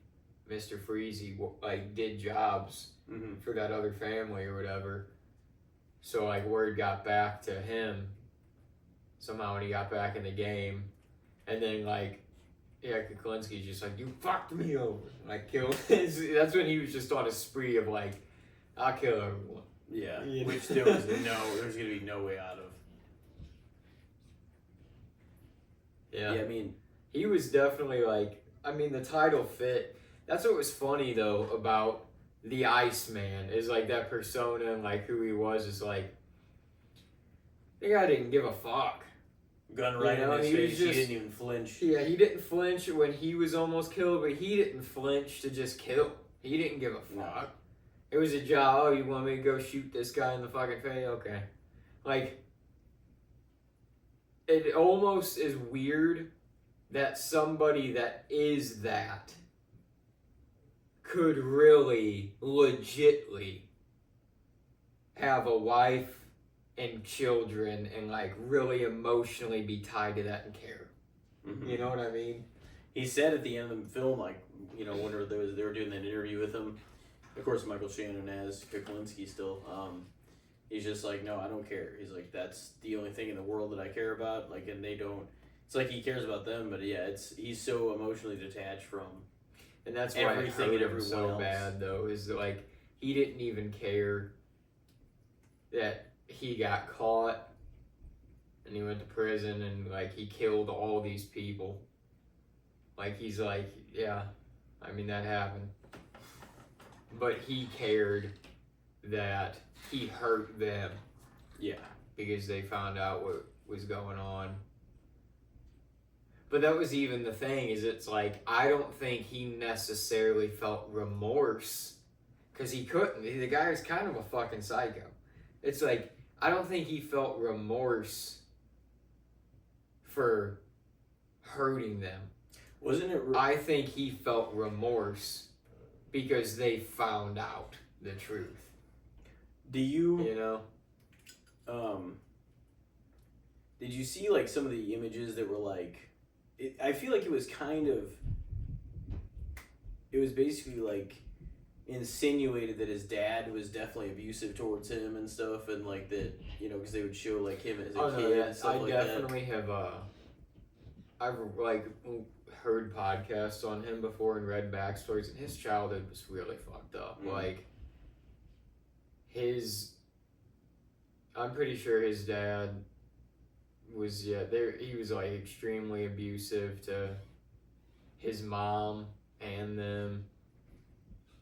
And like he saw some really really horrid shit as a kid, like very violent shit. I'd have to like look it up to see for sure again, but it was like I think he saw somebody get tossed out of a like 12-story building or some shit when he was like young. And so I mean it's like it's weird when you hear about people's like their backgrounds, their upbringings, stuff that they experienced as a kid, because it was like maybe some of that had to do with some of this, you know what I mean? Oh yeah, there's a lot of parallels you can make with people. His father was a violent alcoholic who beat his children and regularly, and sometimes beat his wife. He abandoned the family when Kuklinski was a child, but came back periodically, usually drunk, and his returns are often followed by beatings. And in 1941, beatings by his father caused the death of his older brother. Oh my God. His parents hid the cause of the child's death from authorities, saying he'd fallen down a flight of steps. His younger brother was convicted of raping a 12-year-old girl and murdered her by throwing her off a 5-story building. That was Kuklinski's younger brother? That was the one he went to see in prison, Oh, yeah. That's right. When asked about his brother's crimes, Kuklinski simply replied, "We come from the same father." He was trying to tell him. He's like, you're going to end up just in here. He's like, we can't have families. Yeah, I mean, he was, I guess, a little more put together than his brother, but it's also like his brother never got a chance on the outside necessarily. He fucked up before he ever even really became an adult. He fucked up and got caught quick, Oh, yeah. Whereas Richard was like, he was leading doing a double some life and very trying to dirty shit, but he was Yeah. not getting caught for a long time. Michael Shannon was perfect though to play him. Oh yeah. Like he was just, because Michael Shannon has that just like kind of like flat, expressionless, like cold demeanor. Anyways, some of the way his eyes looked in those scenes, like it was intended on it, but it just like to frighten the fuck out of you. It's just like, ooh, like this guy's not fucking around. Yeah. Of course, Ray Liotta popped up. It's like anything that's gonna have mob ties in the movie. It's like there's Ray Liotta. Yep. But it was cool seeing him too, especially the character he played, like being his boss and shit. That was kind of a motherfucker. Like it made sense that he'd play that kind Nothing. of Can I do something on the side? Nothing. Not without my say so. Of course, he wasn't gonna follow that because he wanted to keep getting paid. Yeah, but it's like he'll follow it for a while, but after a while, it's like I gotta have some income coming in. He's like, I'm good at what I do. Also, he's got kids that are growing at that point. Yeah. It's just, you get it so deep. And he wasn't doing any other work. You get it so deep with these people, and like, that guy couldn't in go get theory, a regular job. Exactly. In theory, you'd be like, oh, maybe I could do all this, and even Rocky couldn't get a regular job. He didn't have the skills or a high school diploma or whatever, and they're like, you should go fight. But it's just like he didn't have any of that stuff, and you eventually gotta keep making money and making it work for everybody. It was never gonna end well whenever you become entrenched with the wrong people and you owe people favors, and they're just not gonna fucking let you go. Like, he was just too. Even if in theory you're like, I'm gonna save up this amount of money and then get out, it's just like, how often does that happen? The way. Well, that's why it's bad to get involved with the mob in any capacity, or any kind of criminal. Yeah, you're a criminal organization. You're not gonna get out. It's once you're in, they're gonna find ways to hook you because you know too much. Yeah, you know. Got to keep you coming around. Should we move on to Fallen? Yeah. The Denzel Washington. How do you define what type of movie that was? I guess. Man, supernatural mystery. Supernatural thriller is what this is. Okay. I was gonna say because it's kind of like.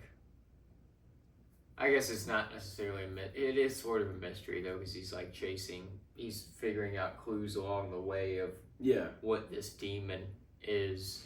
So he doesn't even know what it is at first, and he figures out it's a demon, and then his name is Azazel, and Azazel. He just it's always something like that. Pieces the puzzle as he goes along the way. So obviously we talked about it, or you gave the overview last time. But yeah, he's a Philly police detective who's investigating murders committed by an apparent copycat killer. Obviously, John Goodman, he's got a fair amount of scenes and helps out with the whole investigation, I would say, right? Yeah. Looking at what's going on here. Donald Sutherland, yeah, man, he looked a lot different than usual. I feel like usually he's got like long hair. He was clean cut and looked like a businessman Sutherland in this. John Goodman too, he was like the buddy cop for the majority of the film. Like he was like Denzel's partner in crime, kind of. I always forget names Jonesy, too, so I need to pull that up. But he turned into kind of the villain at the end of the film because he was Azazel. Yeah. And they always find a way. Just remember Nefarious, the same thing. Just fucking right before the execution. Because it doesn't actually do anything to the demon. It does something to the guy or girl or whoever. And it never got Denzel. Nope.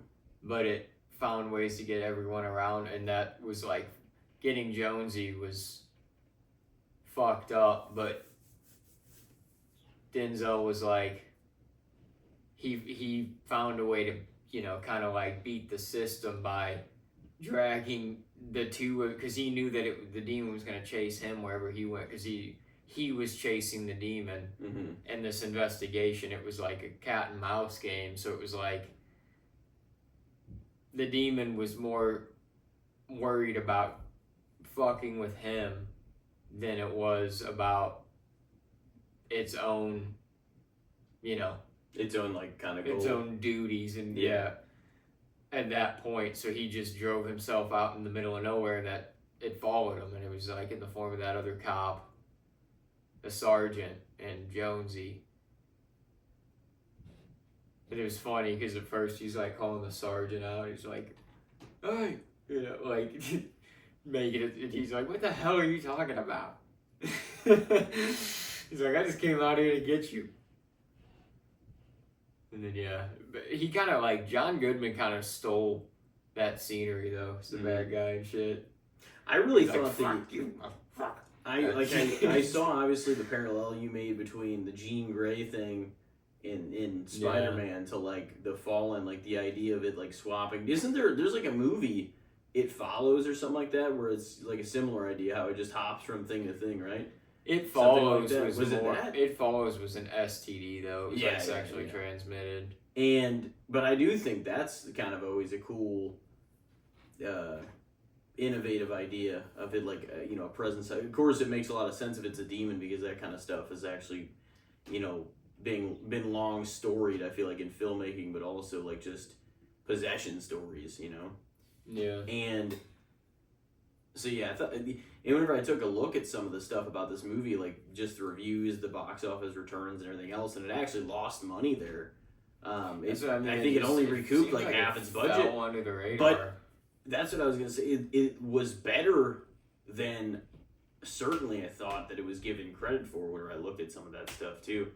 And I'm like, Denzel's had a lot of bangers throughout the years, and he's got probably even more after the date of this, which came out in 1998.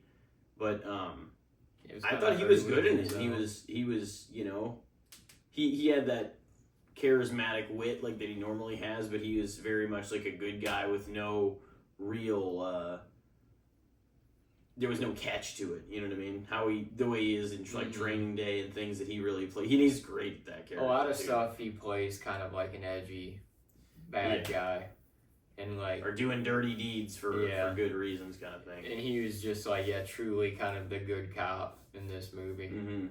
No, and that was cool to see because I'm always entertained by him and like love seeing Goodman, even Elias Koteas. Like you don't feel whenever you're watching that like. I guess because it feels like he was going to be more of a prominent main, and he was kind of main whenever he was in the movie, Elias Koteas' character. But he was just once mainly like the cold open. Whenever he grabbed, wasn't his name Hobbs? Mm-hmm. Denzel's, yeah. Whenever he grabbed him, you didn't even totally know like the bearing of why that was going to, become. I mean, you did, like you had seen it previously, but like. I didn't even fully understand, like, if, like, what the premise of the movie was beyond, like, what we had talked about, and by then I was just kind of still like, all right. And it just kind of makes it really tricky whenever it can hop from person to person like that, because you don't even know how to stop it, you know what I mean? Yeah. Yeah, once he kind of, like, found that out, and it fucked with him in the street.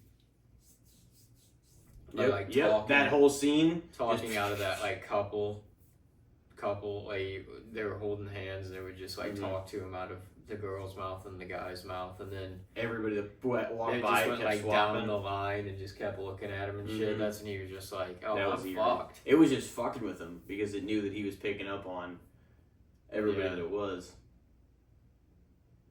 It's like, how the fuck do you even catch that thing? The fallen angels, man. One of them got there. And at first it was James Gandolfini, remember? Because he like came up to his desk and he like started singing that song that the demon always sang. That's so funny. A Rolling Stones song. He loves the music, man. The devil loves music. And he's like, got freaked out by it. He's like, what the hell? And then he passed it on to the other guy. I would say that was like a severely underrated movie though. Like I enjoyed it, and it was. I wouldn't have even for its time. Definitely too, kind of like an original concept, kind of a cooler, brought to film concept. It almost feels like with that cast too, like Denzel being the lead, and then John Goodman being kind of like the co-star buddy cop in ways, and James Gandolfini's in there too. It's like. And it lost money, and it's not really ever talked about. It does feel like it flew under the radar, like big time. Yeah, I think so. It's kind of like got horror elements to it, but it doesn't. It feels more kind of like a cop thriller story with the way that it's like presented and told, because he's like, chasing clues and going after this mystery and. It makes a lot of sense. Doing the cat and mouse more than it's like presenting the horror, but it's dealing with a demon, so there's like horror in it. A lot of the movies that came out in that, still that like latter half of the 90s trial run CGI era that had what they considered then as like breakthrough sci-fi type ideas and stuff, I feel like some of those movies do get pushed under the radar because they were able to do it much better like later on, like in certain like create scenes and like, you know what I'm saying, like have stuff that like looked a little more true, but like I'm like I hate whenever people just sweep stuff like that under the rug, you know what I mean, because I'm like there's good films to be found in every era. Yeah. And even if it was, you know what I'm saying, like it is a bummer sometimes whenever it's like bad effects can take away from a good story. No, I don't feel like I didn't feel that with this movie. No, I don't because either. they didn't really do much with like crazy effects. It was in that dark, latter half of the 90s kind of era that things were like they were trying a lot of different stuff, but the culture had shifted to definitely a little more edgy content overall. It's very gritty. Yeah. But yeah, it was. Especially for kind of like an earlier Denzel movie too. Yeah, it was. And yeah, just He's some great, of the dude. He's surrounding great. talent and stuff. It's just like, man, I can't believe nobody really ever talks about that movie. Like, I didn't really know about it until, like a year and a half ago, probably. Like, and it's just because I heard a podcaster that I listen to that talks movies, like, bring it up. He's like, oh, that's a pretty good one. Mm-hmm. And I'm like, oh, maybe I'll check that movie out sometime. I saw Well, it, on like streaming, and I'm like, fuck it.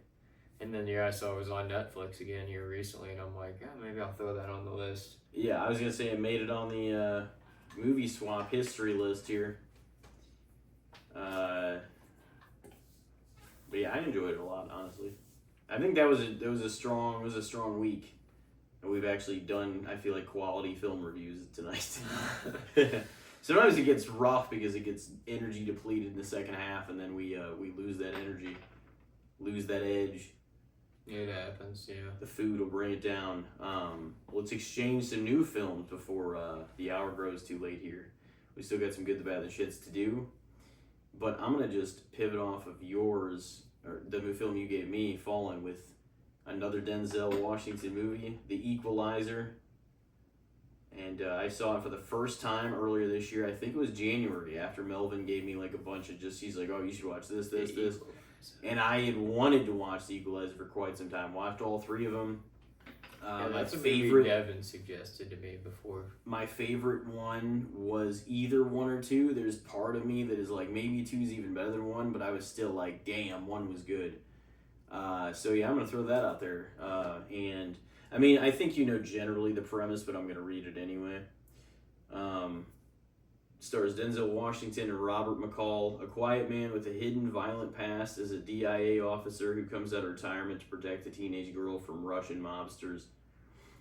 He's just, he lives a simple life working at a Boston hardware store, and he's just trying to, since he's retired, he's kind of trying to distance himself from his past. Because, like, he did do stuff like that, too, some definitely under the radar. But it's like a hitman, especially then, they were still out in the open, public places, just you know what I mean? So it's like, this is a little more undercover-ish, I feel like. And, they probably put him in certain places that he was very, you know what I mean? Little different in that sense. But obviously, this is a fictional story, but it's fucking sick, dude. I was a big fan of especially the first 2. I would say that both those are probably one of Denzel's action classics. Yep. Made a lot of money. They're supposed to apparently do a 4th and 5th one. That dude's already like 70 something. So we'll kind of see what happens there. But I've been thinking about this one a while. I wanted to give it a little time between me giving it to you and me having watched it though. Also, I think the second one, probably and the third, are worth watching. If I were you after this one at some point. But yeah, we'll watch it. And Denzel, man, he's still on top of his game and one of the best out there. Can't believe all these guys are aging to this, they're all like fucking 70, 80. It's crazy. Yeah. I just saw something that said Steve Martin was like 81 or something today. Him, Harrison Ford, Jack Nicholson, Denzel, Samuel Jackson, they're all like 70s, 80s. Like, they're old, man. They're getting old. Crazy. Sam Elliott, 82. George Lucas, man, he's like in his 80s too. He looks about the same he did fucking 20 years ago, though, still.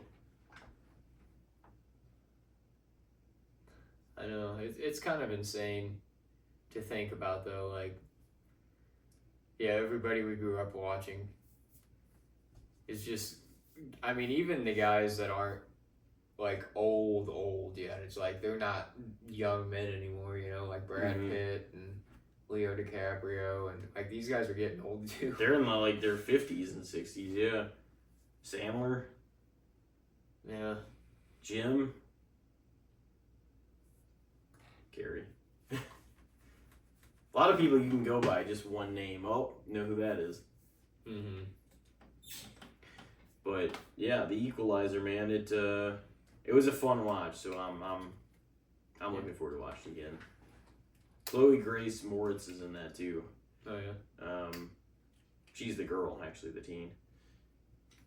So yeah, came out in 2014. Couple successful sequels. Lots of Denzel pops up. In Lots this, of Denzel. Malcolm movie X reviews. Glory. Yeah. He's been some bangers this year, though. All right, and this week for you, I got this movie called Dangerous Animals. It came out last year. It's a shark, kind of a shark movie. It's like a shark horror film, but the sharks aren't necessarily like the predators. It's like there's a serial killer that uses sharks kind of as his weapon. He like feeds people to sharks. Okay.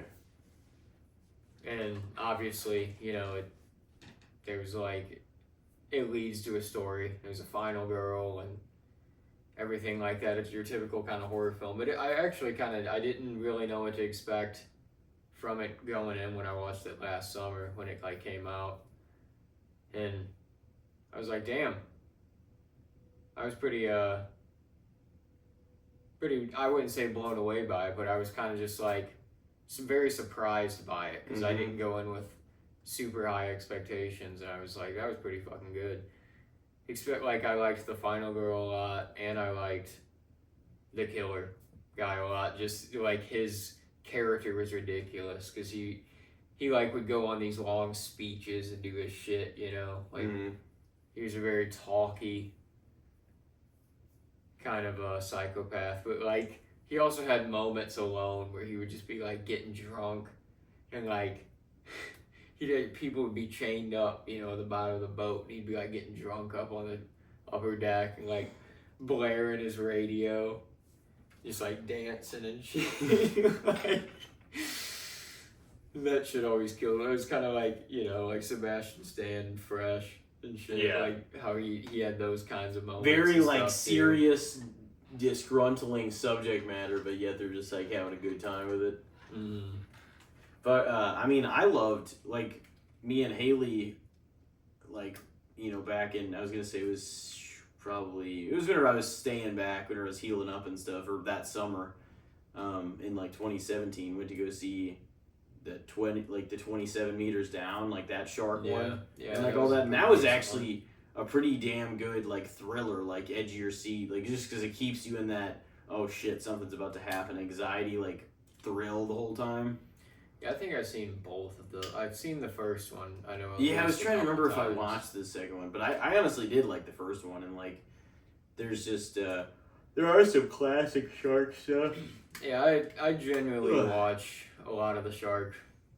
Crawl, I wasn't a big fan of Crawl though. You didn't like Crawl? When we watched that, I mean, I didn't hate it, but I thought some of the lines were just cornier than fuck. Yeah.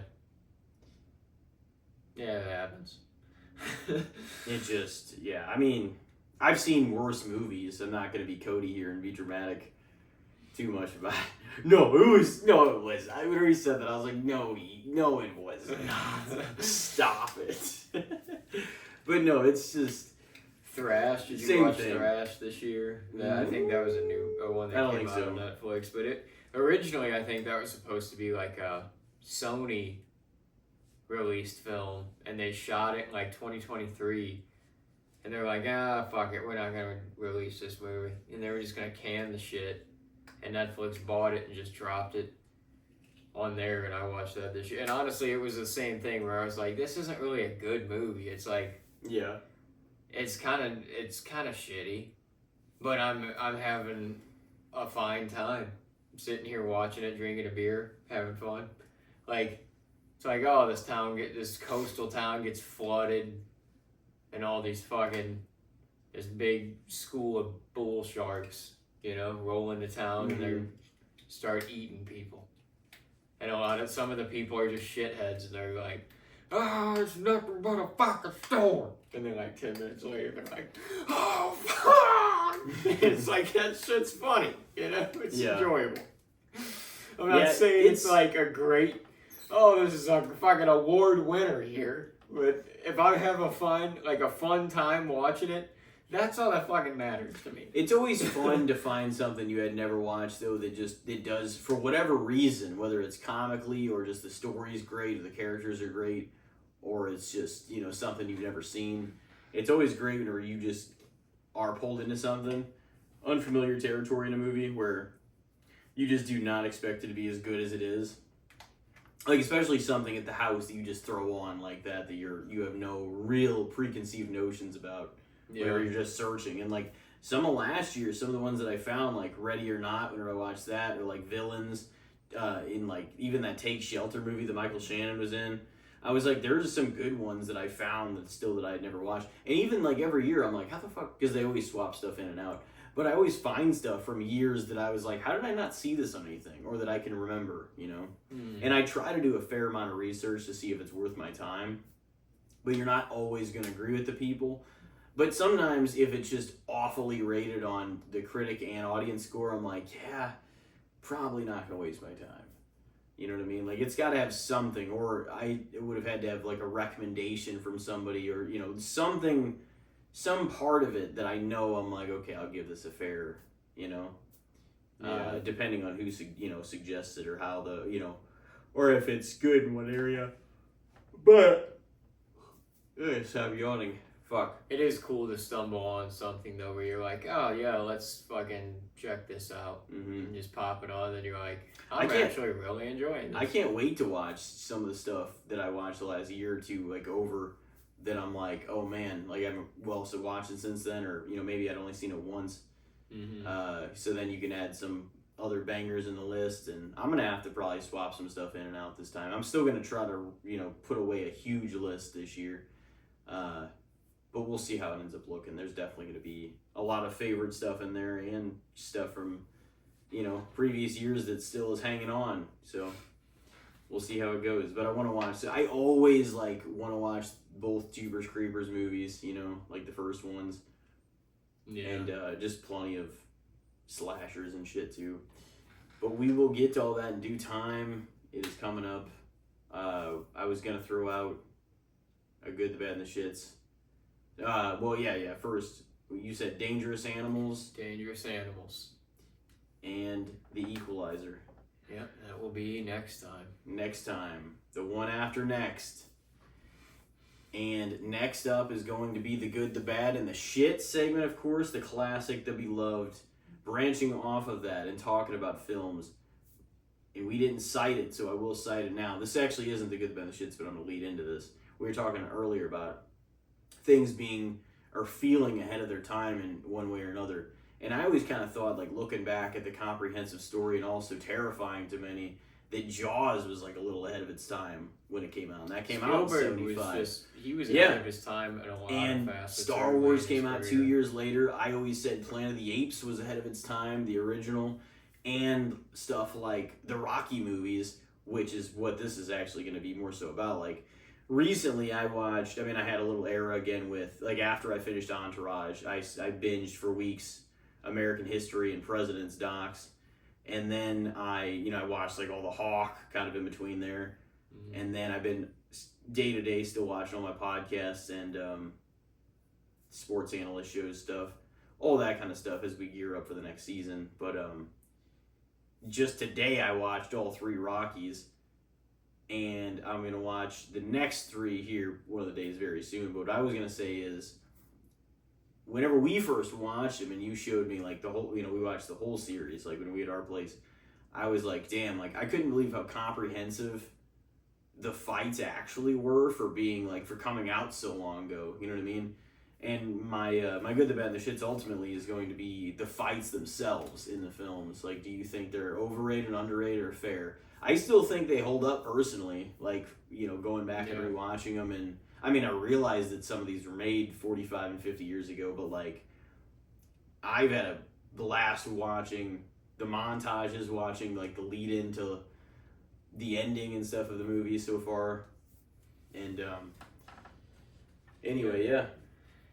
Yeah, I mean, I think when it comes to boxing films in general, like, there's a lot of good ones, but I mean, sports movies. Yeah, I just mean, but like boxing, and I don't know if there's any more comprehensive fights in any other boxing films than there are in the Rocky movies. Like, they kind of, because they really get in depth, because the whole movie, a lot of other boxing movies, it's multiple fights. It's like throughout the film, oh, they're doing this fight and this fight. You know, you're kind of like going throughout their career a little more. But Rocky, it's like every film is like building to one big fight.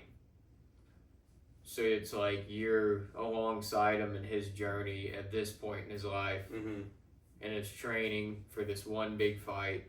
And then, yeah, it's like the last half hour is like just this spectacular, this spectacle, the fight. And they really focus on it. And I mean, Rocky's not the most realistic fight. Nobody's gonna hand out those awards. Rocky just takes punches right to the fucking face. Yeah. Repeatedly. He blocks punches with his face. Luckily his face is there, you know? Yeah, no kidding. But I mean, I always have like loved the Rocky fights. They fire you up, man.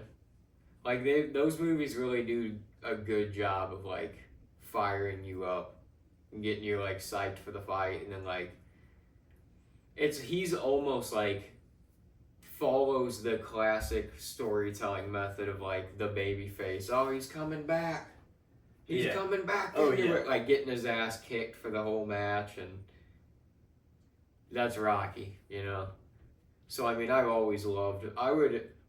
In a way, I would almost say underrated, because I don't think whenever people necessarily think of the Rocky movies, they actually think of the fights. You know, people don't. Like they probably think of the whole thing. They think of the character. They think of like the moments, Adrian, and the running up the steps, and the I love the fights in the movies. But like people don't think of like the specific fights. Like maybe you hear about Ivan Drago and shit sometimes, but how like actually extensive and like personal each of those fights are in ways from one another, and two, like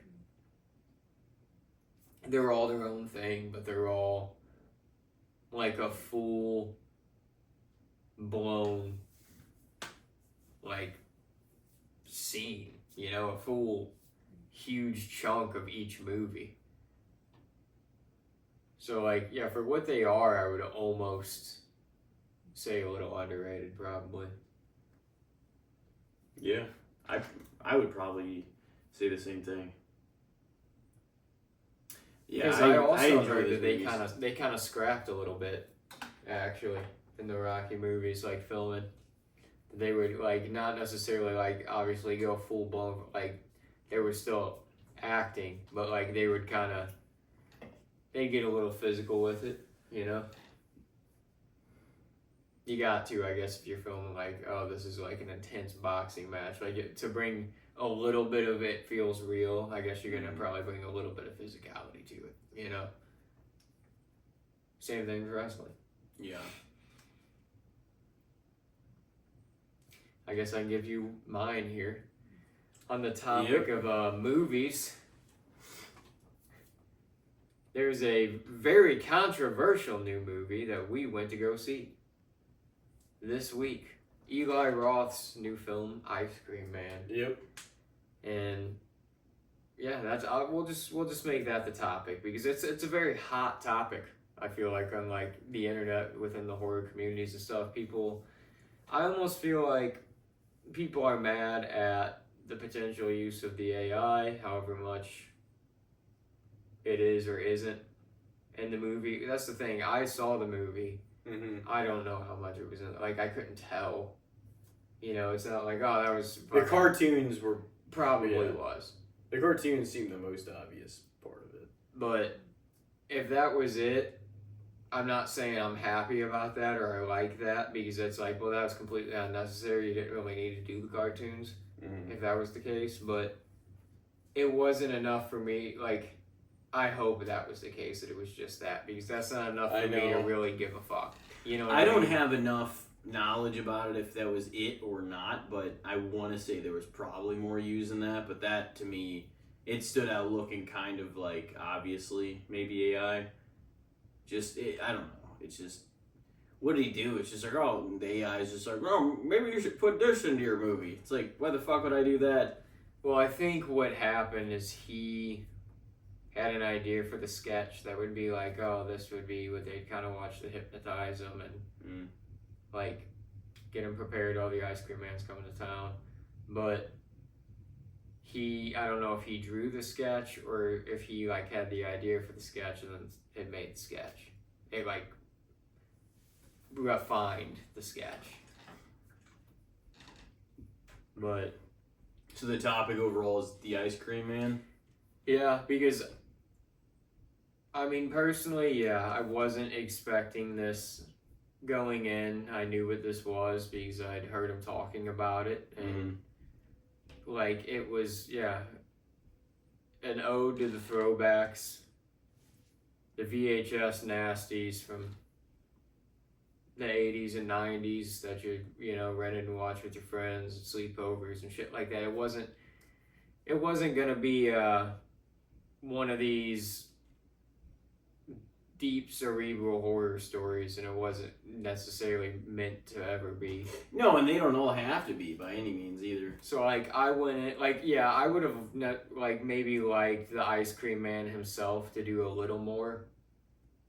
Like he was sort of the, I still liked him, but he was just kind of sort of the hypnotizer and the mascot for the killer kids.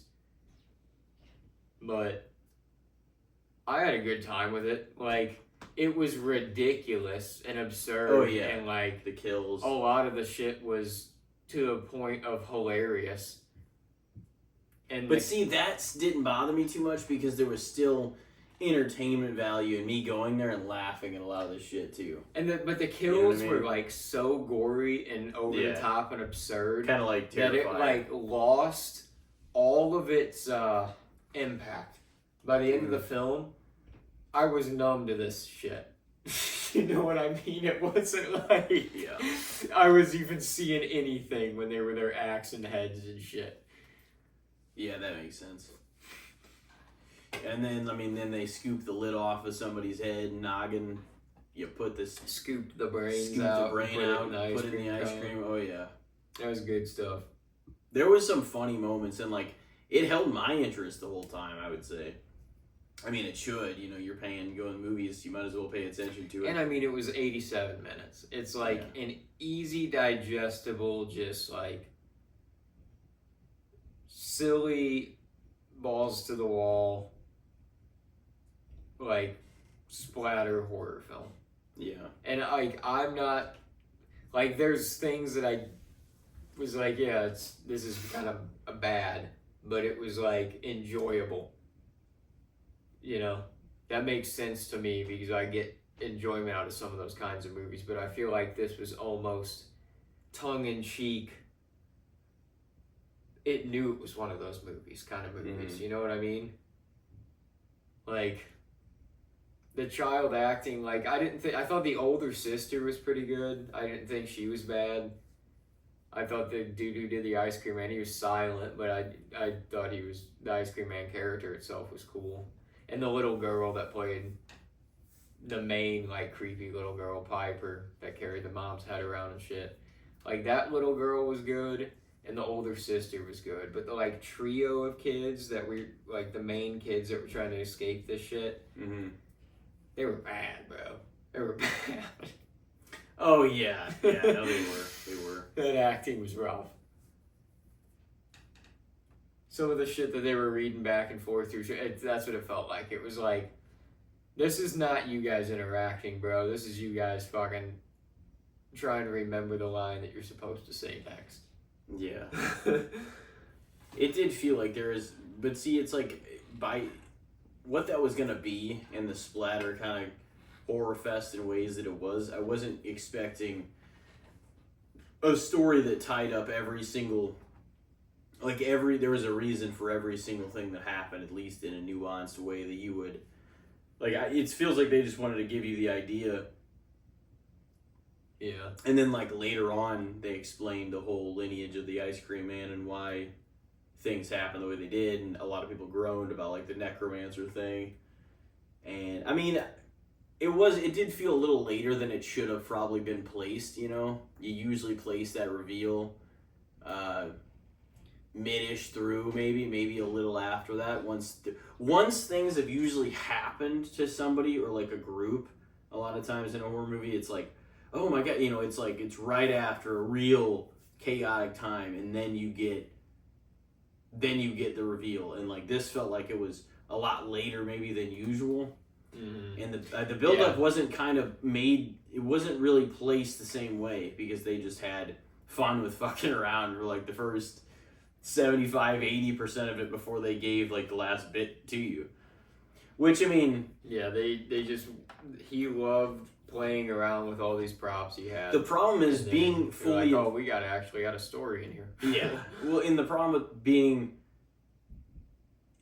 You, in order to be fully invested in the third act, that's why, like, a lot of the reveals have to be placed around where they're placed usually. You know what I mean?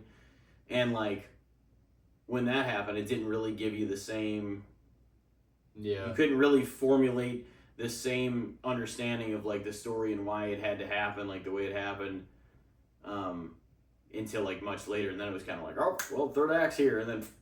I mean, it kind of ended a better way, though, because it's like, because it happened so late, it's almost better that the villains won, I think. I mean, that was a way to take it. It was, like, definitely a dark and unforgiving route. I was like, I damn, guess we're just spoiling it. Yeah. But... this being, like, a silly movie, it was, like, kind of at least it's deep in the pod. A wild thing to do. A lot of people online, that's the thing though, like this movie's getting ripped the fuck to shreds on the internet and stuff. Like, and I think,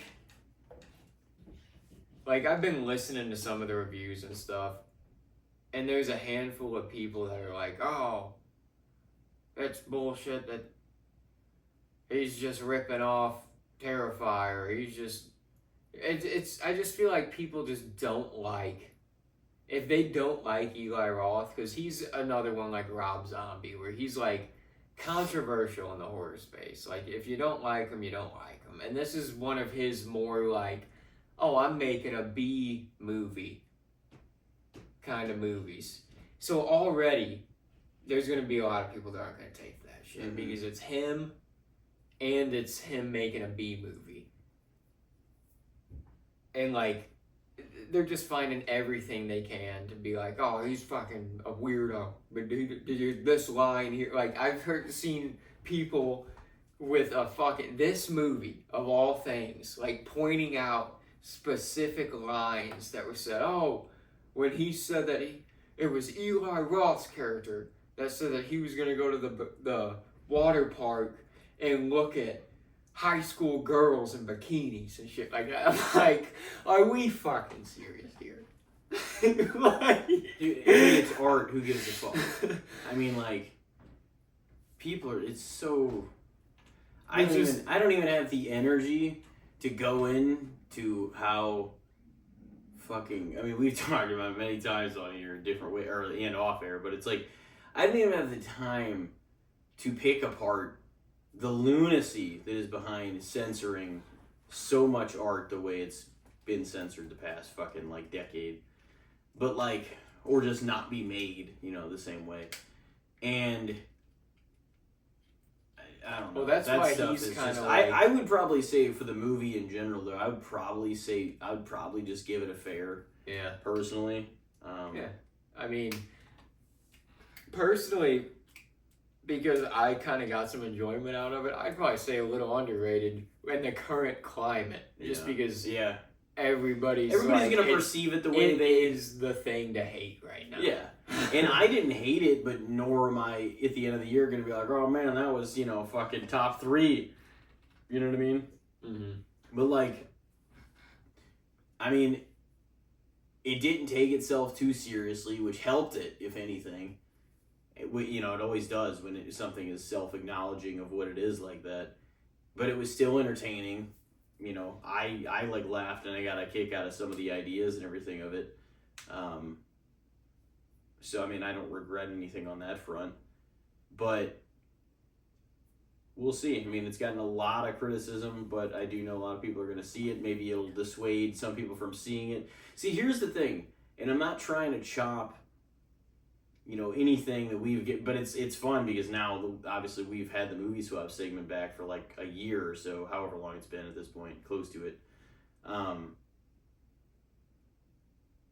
There's also like, whenever I gave you Uncut Gems, for instance, I'd only seen it once, but by the time I saw it, it was already out there for like maybe a year-ish, and sometimes if you're too close to it, sometimes people, and like I enjoyed it, don't get me wrong, but like I feel like I also waited a while. See, by the time you saw it, the hype was kind of, some of it was still there, but it's been years at this point. And when I saw it, I was still like a year-ish late to the party. And so the hype was like up here. And they're like, Adam Sandler, man, this is the best. It's like, first of all, I don't think that was his best performance you're a big I've ever Sandler had. fan too, so like you're probably not going to go in with that mindset. But see, I didn't, but it was also sold to me like, oh man, this will blow away everything. Like, it's not even, honestly, I thought his performance in Funny People, which was a little more serious in a lot of places, was one of the better performances he's ever had. Yeah. And if you just watch that back, and like he had a lot of range of acting to do in just that movie, and that was a little different for him. It was over 2 hours. It was like 2 hours and 15 or 20 minutes. Kind of movie. Yeah, and he was dealing with aging and like this disease and a lot of things going on, and it's not like I'm taking away from Uncut Gems. I definitely enjoyed it, and it was like a kind of a meant to make you feel that adrenaline rush and uncomfortability element. Because it wanted to put you in what he was going through with the adrenaline of gambling and betting it all, Mm-hmm. But I also think that I had heard so much hype going in too that I was trying not to like take it all in, but it's just like if you hear that, then inadvertently your expectations are going to be a little higher. You know what I mean? You don't want it to be that way, but sometimes it gets into your, cinematic sphere and you hear everybody else's opinion. This was one of the same reasons I always say I love seeing movies opening night. I don't want to hear anything that I don't have to hear as soon as I can. You know what I mean? I just don't let it get to my opinion most of the time. I'm just like if people are going off about whatever they are about a movie on the internet, I'm just like, I'm still gonna go see it if I want to go see it. Well, I also I'm gonna be like genuine, I think, about my feelings towards it. I'm not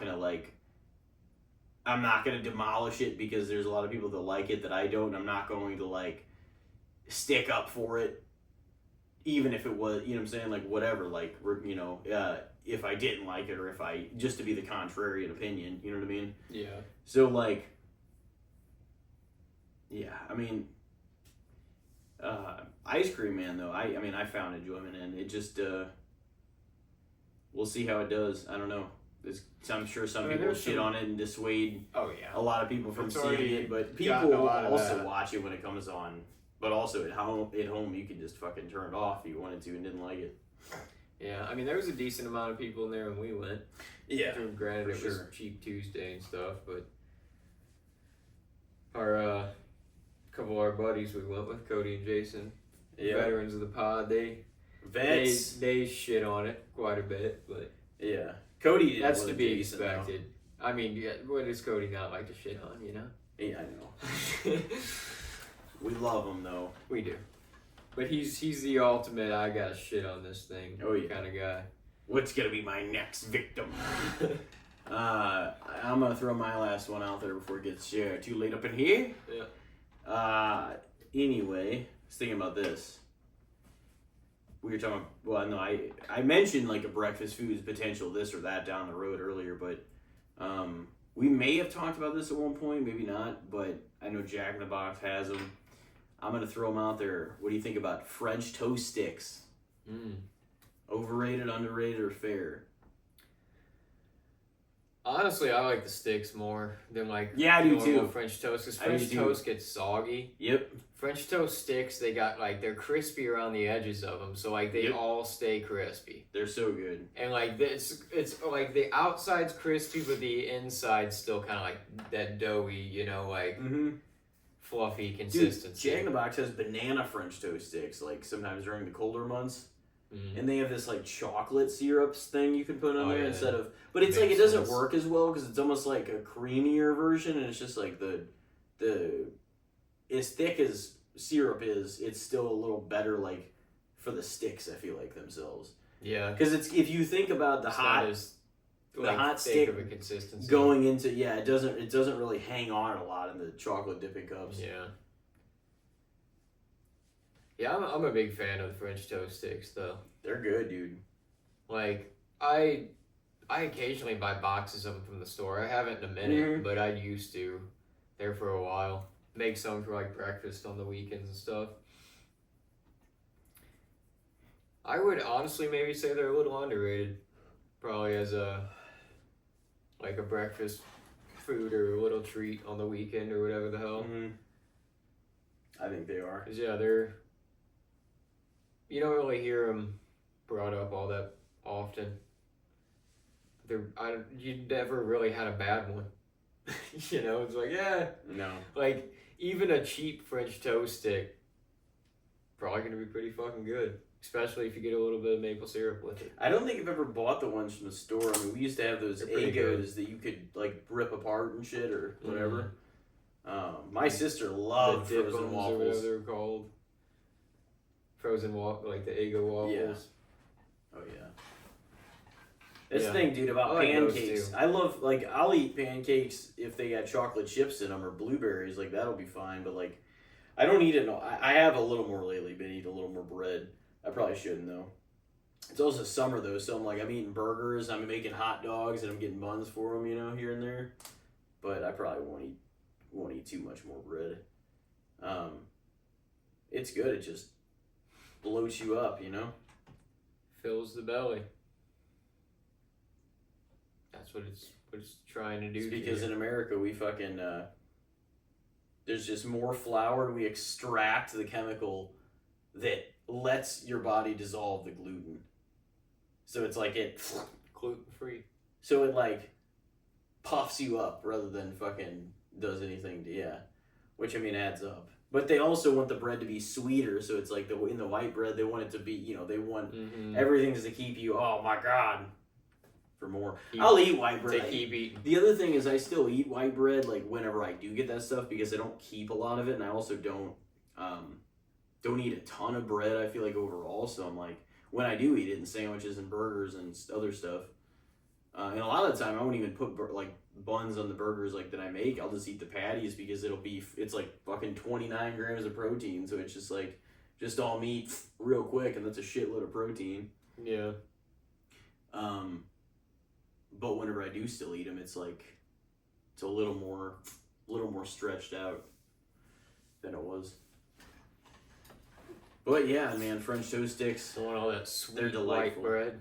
No, I mean, it's good, but that's the problem. You can't eat it with everything because you'll get fatter than fucking hell. Yeah. You don't. I'm just gonna lay it out there. No, I mean, I'll be honest. You don't want that. I enjoy some sweet white bread. It's good. No, it's dude, and like Hawaiian rolls and dinner rolls and like all that shit. So yeah, so good. No, for sure. Like and croissant rolls. Like nothing's better than a hot basket of rolls at a restaurant or something. And like you get the butter and then a little. It's like fuck yeah. And dude. you put the butter on it. And then by the time your food comes, you're like, I ate 8 fucking dinner rolls. And now I got all the shrimp scampi. There's no fucking way. Oh, that's why like they'll get you. They sit you down at like restaurants and stuff. Oh, here's bread. And just fill up on the bread, and it's just like, oh, I don't even want my bread meal. Or chips.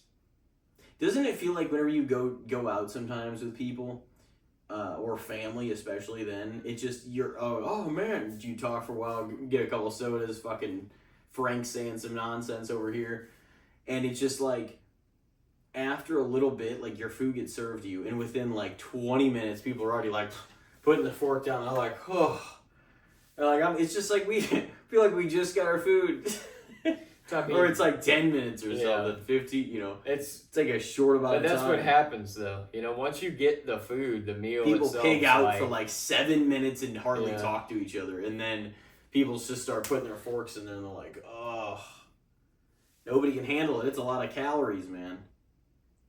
Yeah. And then they're like, you're fuller than fuck, and you just like keep going back and trying to eat a little more and eat a little more and eat a little more, and you're just like, oh, I'm starting to actually feel a little sick, I think. And that's when the waitress comes over and she's like, you guys think you might want some dessert? And you're like, oh, and I hate no. that. That's like the worst time to possibly do it. It's like, no, there's no way I want anything else. I don't know why people, they're like, oh. And then somebody always looks, oh, no, we just ate fucking 25 pounds of food. You want to try the triple layered caramel covered brownie? Yeah, like, with 19 different kinds of get away chocolate from chips me. on top. It's like, no, that sounds like diabetes on a fucking plate. When you're already feeling sick, you're like, there's absolutely no way. I want to try that, actually. No. Wait, do you have one more still? Yep. All right. Alrighty here. What do you think about the spray-on deodorants? Like the like, not like Axe or whatever where you can like, but it's like actual, they say deodorant spray. Like Old Spice has them. I have them. I usually keep them around, but I don't ever use them on my pits or anything. It's like, for like work shirts, if I have my dry fit shirts under my work shirts, if I can feel that I'm like, oh, this thing's got a little sweaty, I'll like spray it. I'll just like spray my back with that spray or whatever, and it'll kind of like dry out the shirt and shit. But I'm never just like, I'm never trusting just the spray for my deodorant. If No, I wouldn't either. I mean, I would say a lot of times the better people want to groom themselves if they are doing it correctly. Like, you should be using all the products that let you, you know, smell and feel as good as you can, I guess, too. But I also would definitely be critical of people that just insinuate that that is going to take the place of, like, your deodorant or just, you know, the block, like what'll actually stick around for 24 straight hours or so. At least most of them. That's I mean, a lie, too. Shit, now some of them will say 48 hours. No. If you're outside doing shit and your pits are getting sweaty, it's not sticking around 24 hours. No. And the other thing is, why would I give a damn if it stays good for 48 hours whenever, like, most of the time, most people are showering once a day or like every day and a half, maybe at least, something like that. They're encouraging you to not shower every day by saying that instead of doing that. Yeah, it's like, no, fuck that. Just rub this shit on your pits and underneath the ball sack and you're good for a few days. That's insane. It's like, man, there's a lot of people out there that are not good for a few days. Like, they can't. You know, those are the people that probably go a few days, and that's the reason we know that they're not good. But if for some a of few those days. people were to use that deodorant stuff, that's the problem. You know, you don't want a Band-Aid solution. You want these people to shower. You know what I mean? Yeah. You want That ain't gonna happen. you want people to, like, be aware enough that, like, their stench or their sweat, it's like, oh man, maybe They make live sure in I'm it. like They're a good. just like, I know. onions on the way to work. It's why do they all smell like that? Whenever you pass people in the store sometimes, dude, like there's just people that like look like they're at least 4 days of not shower. It's like they always smell like fucking some variation of onions. Just hair is greasy as hell and in a few Wow, it different smells directions. awful, dude. It's kind of crazy. I mean, my sense of smell is like fucking pretty strong most of the time. Like, I'm like, oh, you know, that's why I'm like, I need to make sure that's I'm just how always clean. BO smells anyways. Like, But like, have you ever been where just whatever they're bringing with them, their pheromones, their all this other shit. If you, like, whenever they come around you, just in a place or whatever, it's like it's so powerful sometimes. I mean, for good and bad. But the ones that smell bad, you're just like, whew, you're like, I really it's just overwhelming sometimes, and you cannot be in that same little area as them. Yeah. I never used to bother me that much, and now I'm just like, Jesus, I'm like, this is, like, what are you doing? You can just smell raw on fat on fucking slop. In an aisle with you're just like, It's just, what are you doing? I can't even be in this aisle you anymore. can't. Like, I mean, some of them engulf the aisle with their fucking rolls. That's and why I shit. don't fucking go around in those places anymore. I don't have to. There's no reason to. They just, it's like to be in public and just be annoyed and be grossed out by people. What's the point, man? Yeah. It's too much. You gotta know. You gotta think. You gotta know. You gotta take that shower and wash that ass. That's the thing. I think people too they think they did okay. Oh no, I showered. No, you didn't. If you still smell like this, you didn't fucking shower. You gotta get in there. You gotta scrub. Oh yeah. You gotta scrub areas that need to be scrubbed, man. You gotta make sure you're not stinking coming out of the shower. Like the stinky areas, make them smell clean before you get out of the fucking shower. Sometimes it just the people that just don't know though, you almost wonder. You're like, I don't know, is the scrubbing gonna like help, or is this just too ingrained in their fucking your pores and you're just, is it just caked in there? Is it just caked in there? And they need to soak in an exfoliating bath first, and then take a shower, and then then they can smell like Old Spice and Axe and shit.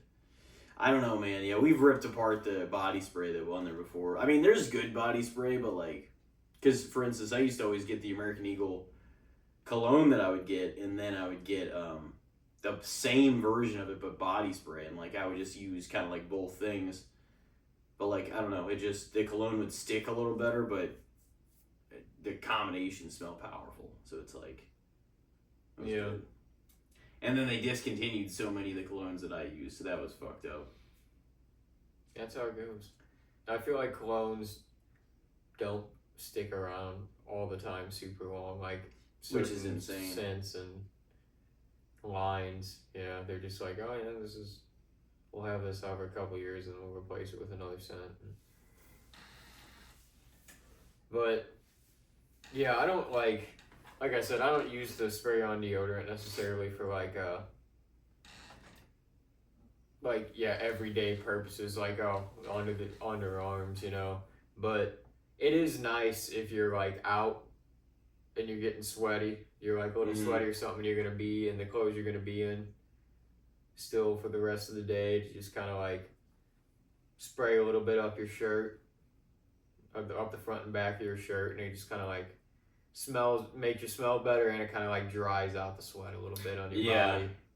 If that's the case, and it actually helps, and it alleviates some issues in a more convenient, manner, because you're not always in a position where you can leave the stick of deodorant in the hot car, Yeah. But I would say, as far as grooming and all that stuff, I'm a fan of all this. If it's gonna make people smell better and less stink and shit, then it's probably a little underrated. But that doesn't mean anybody that uses it is off the hook on fucking using regular deodorant, is what I would say. It's I'll just... Same as that nasty, I'm gonna spray my pitch with Axe right in the shower, right to the gym, Yeah, I'll just do Axe Phoenix. I'll just shower in there. No, that is just not what you should have learned. These people, man. Dude, that was what everybody that we were junior high with. I never did that. They should fucking do. I always put deodorant on. It was always an excessive fucking amount. It just smell like sweat and shit and your cologne, or no, your body spray. It's you still smell like some BO, man. It's just now it smells like you're burning people's fucking nostrils with Axe before they get hit with the BO. Yeah, pretty much. Well, you're a walking disaster of scent. That about does it, though, huh? It does. So we've got The Equalizer and Dangerous Animals to review on the next solo movie swap. And completed some Fall and the Iceman tonight, reviewing those. That was fun. And we got a good wrestling personalities, this or that in. Yeah. Talking about all the on-air personalities that were non-wrestling, of course. And pretty fun little episode. Oh, definitely. And we want to thank everybody for tuning in. Thank you for keeping up. We will be seeing you in the forthcoming episodes. We got a lot on the slate here soon. Horror season very close. The list starting up. And it's going to be a fun season as well as football starting. So stick around for everything coming up. And have a great week. Take care of yourselves and each other out there. And we will see you next time.